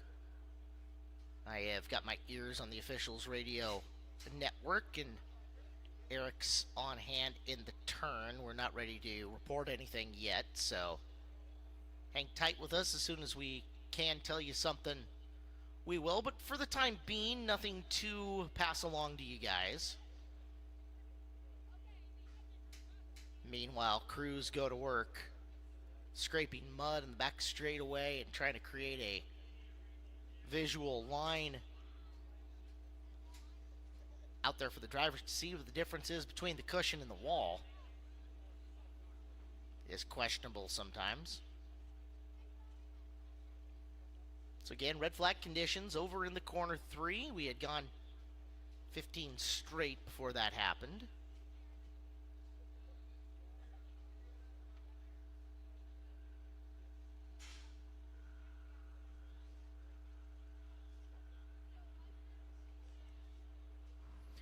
Eric, you're our live out over in the corner. I can see they must have put the flame retardant down to make sure that fuel that was running down the track didn't ignite, I'm guessing, right? Yeah, they did. And climbing out of the car, ladies and gentlemen, he's all right. Give him a big round of applause, Axel Audman. Yeah, Caleb. So he had the helmet off there for a majority of the time. They were just trying to work to get him out of the car, get the wing off, and you can see all of this liquid down on the track. There was a little bit of flame that popped up underneath the race car. You saw it smoking. The Skagit Speedway safety crew doing a phenomenal job to make sure that's just fully put out, and yes, to make sure nothing will further or continue, and they got the little fire extinguished. But what's really good, Axel Loudman out of the car over here in turn 3 and 4. Thank you, Eric. Again, our safety crew drills practices all the time on safe procedure for getting the driver out of the race car. This is what they train for, and they do multiple training sessions over the off season as well as in season to deal with every version of wreck that you can think of.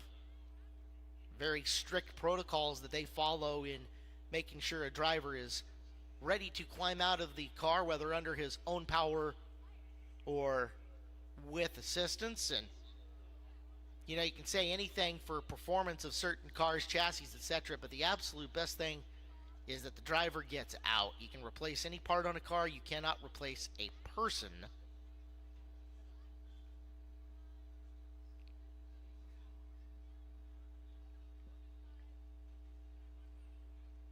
So Oudman walking away from the 7 little O. That is the best news here in the situation.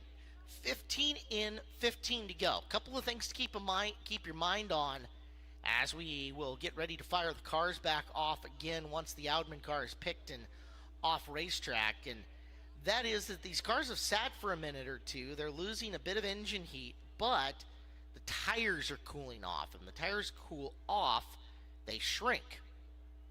Now, they have bleeders in them. Most of them are trying to keep them at a certain air pressure. But during these long, extended timeouts, tires can shrink, and if they can get the pressure and the heat built back up into them, performance of the car will only vary a little bit. However, if they do manage to shrink inch, 2 inches, etc., stagger becomes a question until the air pressure is built back up, and you can have an awfully tight race car coming out of a break like this. Of course, this was a closed red flag condition, so crews were not allowed out and to attend their car. If we had pitted out of the infield tonight, it might have been an idea, but we didn't due to all the wet weather that we had coming through.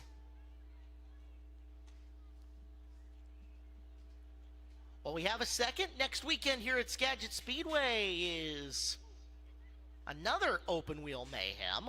360s, sportsman sprints, and midgets are on the card. And if you have got a student ID of any kind, you get in for just $5. In fact, if you'll keep your eyes up on the screen, we'll show you everything here. Yeah, college and kids night next weekend at Skagit Speedway. 360s, sportsman sprints, and the CG midgets once again. $5 entry with your school ID if you've got your associated student body card from middle school or high school. Maybe you get college ID. Show it. $5 entry. Gates open at 5. Opening ceremony coming up at 7 o'clock. That is next Saturday night here at Skagit Speedway.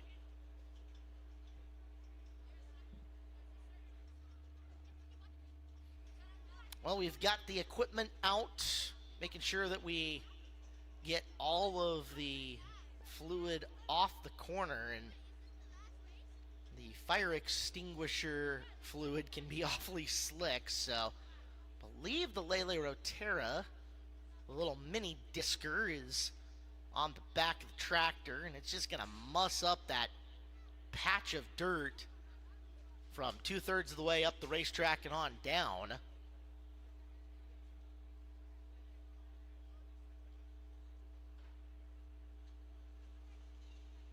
Reminder, too, if you guys snapped one of those beautiful pictures of the sunset in the background here at Skagit Speedway, to tag us on our social media.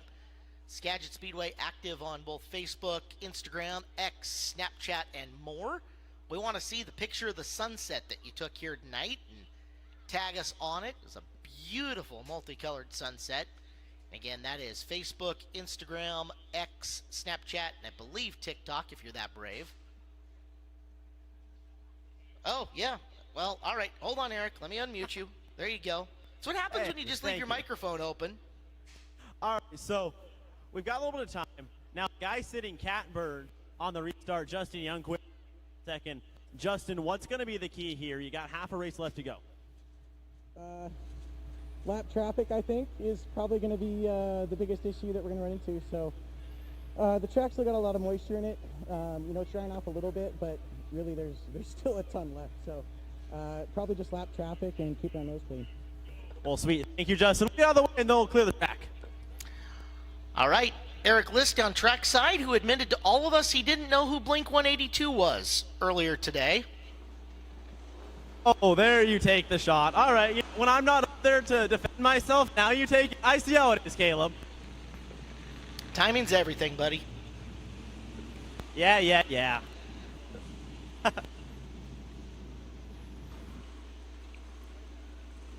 15 in, 15 to go.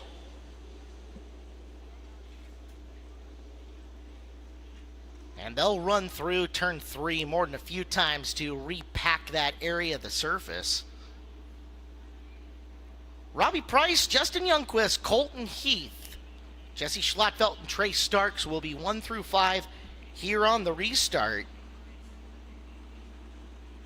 Jason Solwald 6, Cam Smith 7, Levi Klatt will be 8, Colby Thornhill 9, and Eric Fisher will be 10, Hake Davis 11, Chase Getz 12, Tyler Anderson 13, Luke Didiak 14, Greg Otis, Dan Reynolds, and Mike Brown.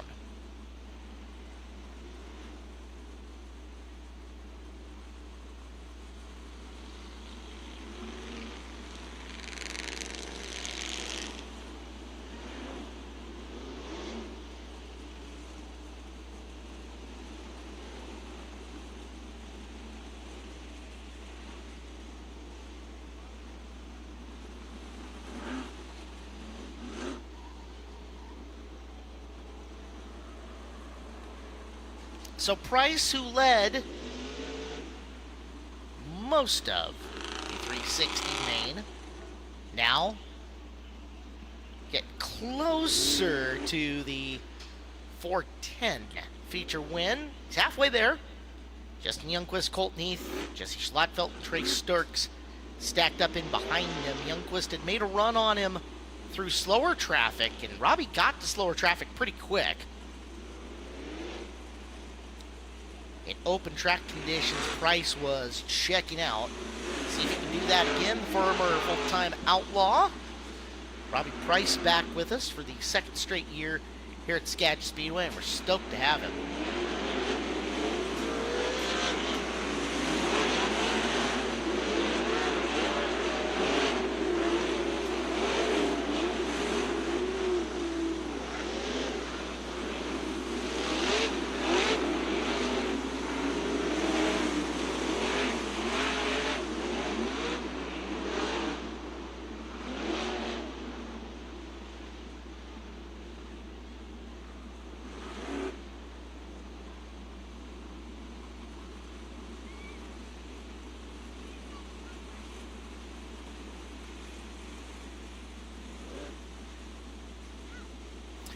You know, we have not had opportunity tonight that I remember to show off our Interstate Batteries outrageously dependable restart zone. Interstate Batteries outrageously dependable. The restart zone is that green area on the back of the racetrack. Your leader, Price, will be able to fire it up and restart at the beginning of that green paint. He has till the end of the green paint, right before, I guess after in this case, the eye and Interstate Batteries to get on the gas. They've got an orange cone that's coming out in there, and they've got to stay single file through the orange cone. It is the Interstate Batteries restart zone. Once they get through there, it is game on. Outrageously dependable. Robbie fires early. Green out. Lots can happen here. Watch Schlattfeld shoot the gap and makes his way past Keith. He's got third. Schlattfeld as Youngquist pedaling down low for the lead. Coming out of turn number 3. Coming to the line. 16 in, and Youngquist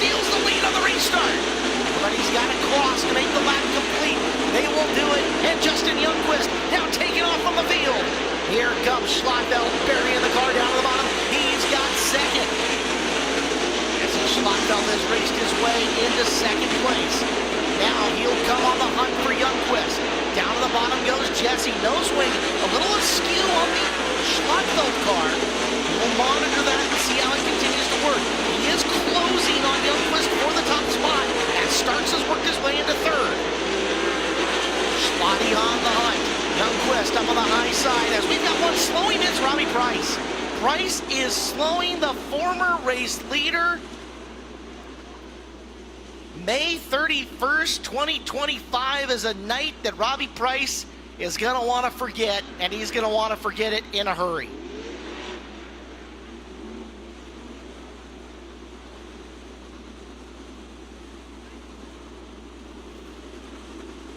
Colby Thornhill to a stop in turn number 2. Thornhill had been knocking on the door of the top 5. And now he comes to a stop in the corner, but the story, unfortunately, was Price.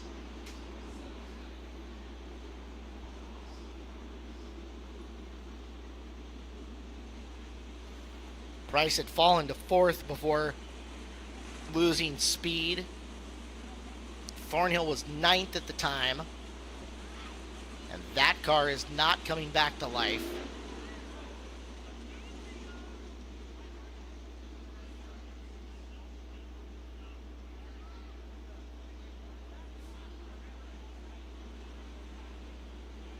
$19 in, 11 to go.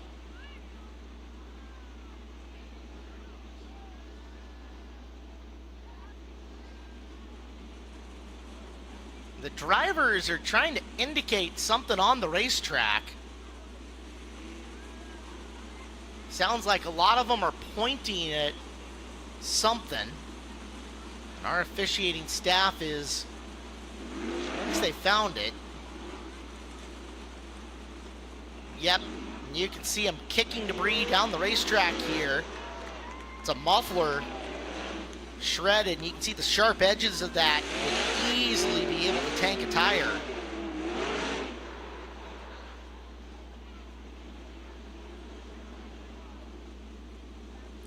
News from the Northern Auto Racing Club. Dominic Gordon has won the Bradway Memorial tonight, holding off Shane Golobic.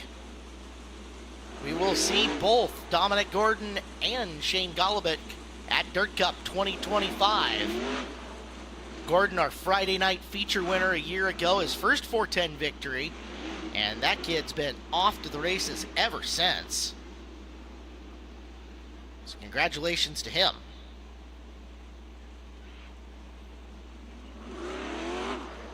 Well, Justin Youngquist turning 30 years old tomorrow. Trying to give himself a birthday present. Trying to reward his car owners, Matt and Lisa Dines, who had to rebuild the back of the car after last week. He was running second and making progress. Unfortunately, collision with Axel Audman ended up with both cars done. A long week in the shop for Justin. Jesse Schlottfeld 2, Trey Starks 3, Jason Solwald ever present in 4th. You can never count out Jason. Colton Heath 5, Cam Smith 6, Levi Klatt 7, Hank Davis 8, Chase Getz 9, Eric Fisher in the 10th spot. Interstate Batteries outrageously dependable back straightaway restart coming up. Youngquist. Bump and run. Beautiful move down the back straightaway, sets into the corner, but Schlottfeld right there at the bottom. Youngquist gets downstairs to close the door so he can't get slid going into turn number 1. Exits to Schlottfeld with a big mistake. Schlottfeld riding the wheelie out, but he's lost a whole bunch of spots as now it starts on his way after J.Y. and Youngquist. Now we're going to have to fend off one of the best in the Northwest. 10 to go. Schlottfeld fell 4 positions. Down low is Starks, up high is Youngquist, and we've got a yellow. Car around in turn number 2. That's Dan Reynolds. Stress levels going through the roof at Skagit Speedway.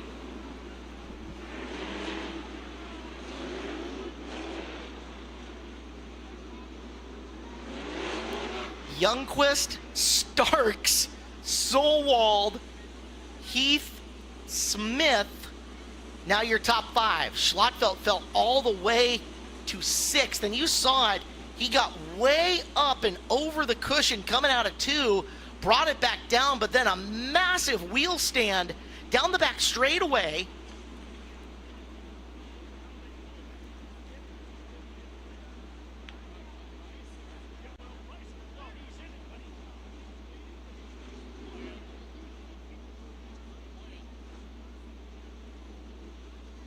We're down to 9 laps to go.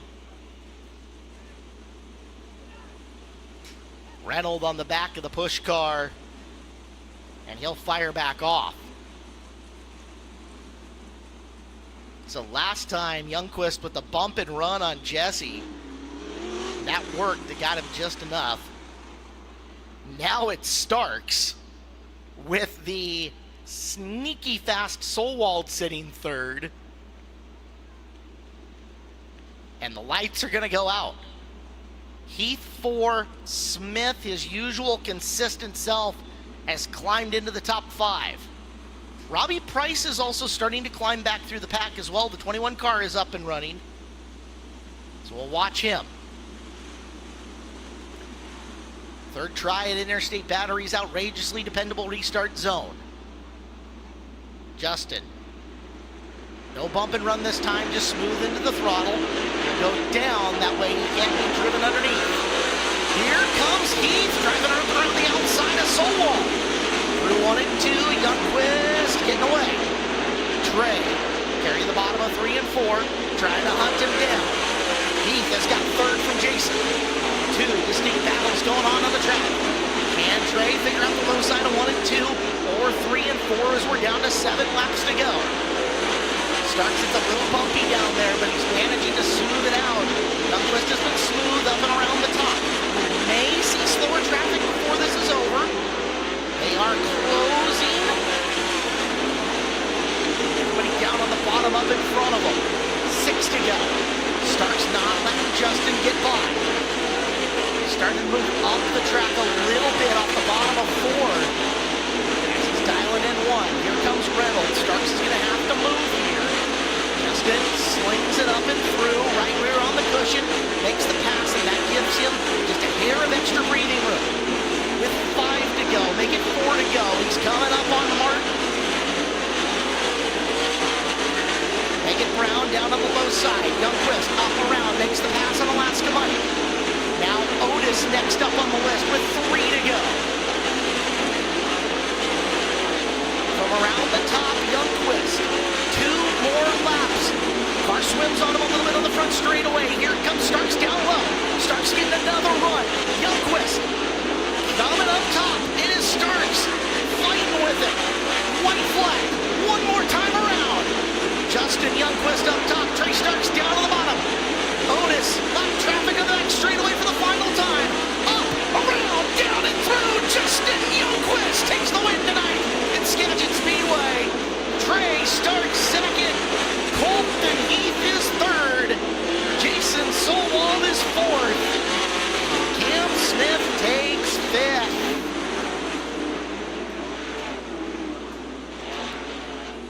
That is the last time we will see 410s before Dirt Cup. And if you like what you saw, buy your tickets now, because it's only gonna get better.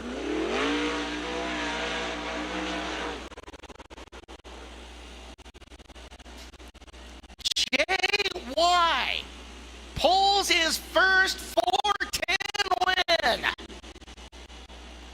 The car has been in victory lane. The driver getting there for the first time in our 410 class, the Car Mart USA, and gives himself a birthday present.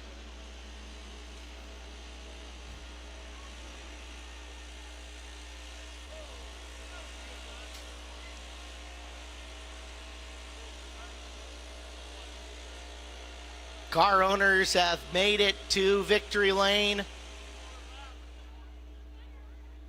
And Skagit Speedway on a day where we almost didn't go racing. This one turned into a pretty incredible show. Checkered flag throws at 9:43 p.m. He'll scale the wing. Make noise, Justin Youngquist!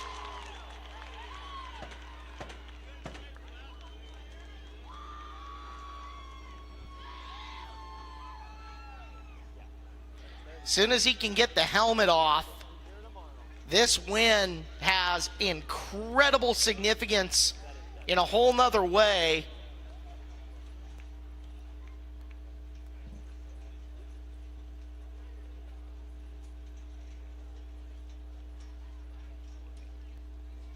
Folks, it was 1 year ago this week that Youngquist's car owner, Lisa Dines, was diagnosed with cancer. She kicked its ass, just like Justin did tonight, winning this A main event. That one is for her. That one is for the whole team. Way to go, Dines crew.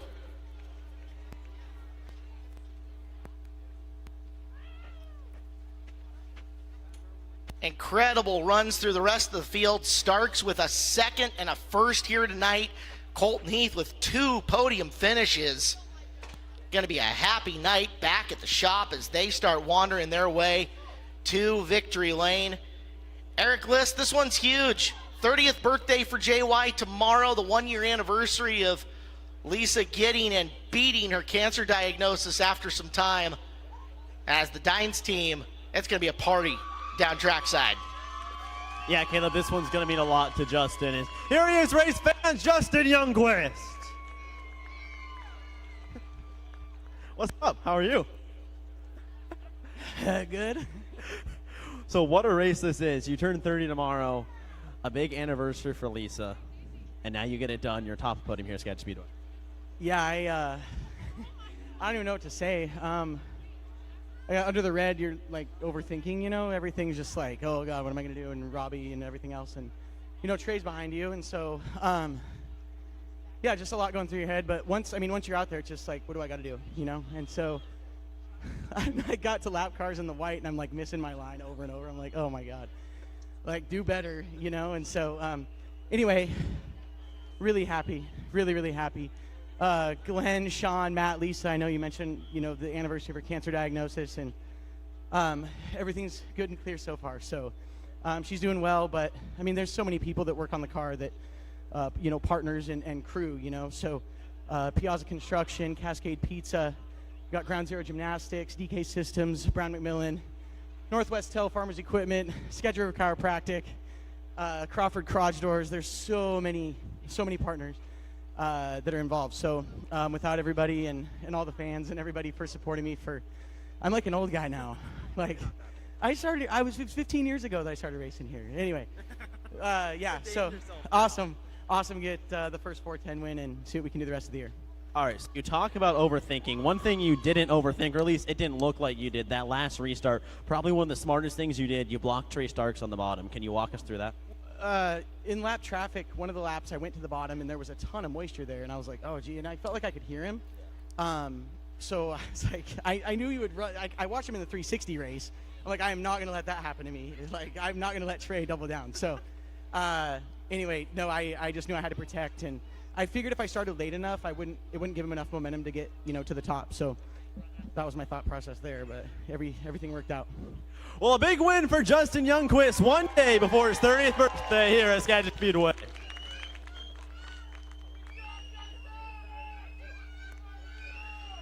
Oh, he just asked you were rolling the bottom, you were rolling the middle. He blocked you there on that last start. Could you get there anywhere close to him through traffic a little bit? Yeah, what he did on that restart there was textbook because I was fully committed. I thought I had seen what he was doing on the restarts, and I thought he was going to the top, and I think he was. I think he just changed it up perfectly, and it completely, you know, threw me for a loop. So I had to take a couple laps to get back going again. We're fighting something weird with the fueling. It just wouldn't quite run right. I warmed it up during that red, and it ran good for a couple laps, but we've got something going on. So I kind of had to play with that a little bit and adapt to see if I could make some changes to my line to make it work. And I feel like we were close. If he made a mistake, we would have been there. but head to head, him on the top, me on the bottom, I think they had the better car, and he's been racing a long time here, and I'm really happy for them to get a win. It's a team that tries really hard and puts in the effort, and I'm glad to see them have some success here. But yeah, another good night. I mean, a win in a second. We've definitely got some room to improve. So I'd like to thank the guys. They work really hard, especially with 2 cars here. We only got a few guys, so yeah, really happy to be up here, and got to say hi to Allie and Rowan at home. Well, Trey Starks brings home a first in the 360 and caps it off with the second place in the 410.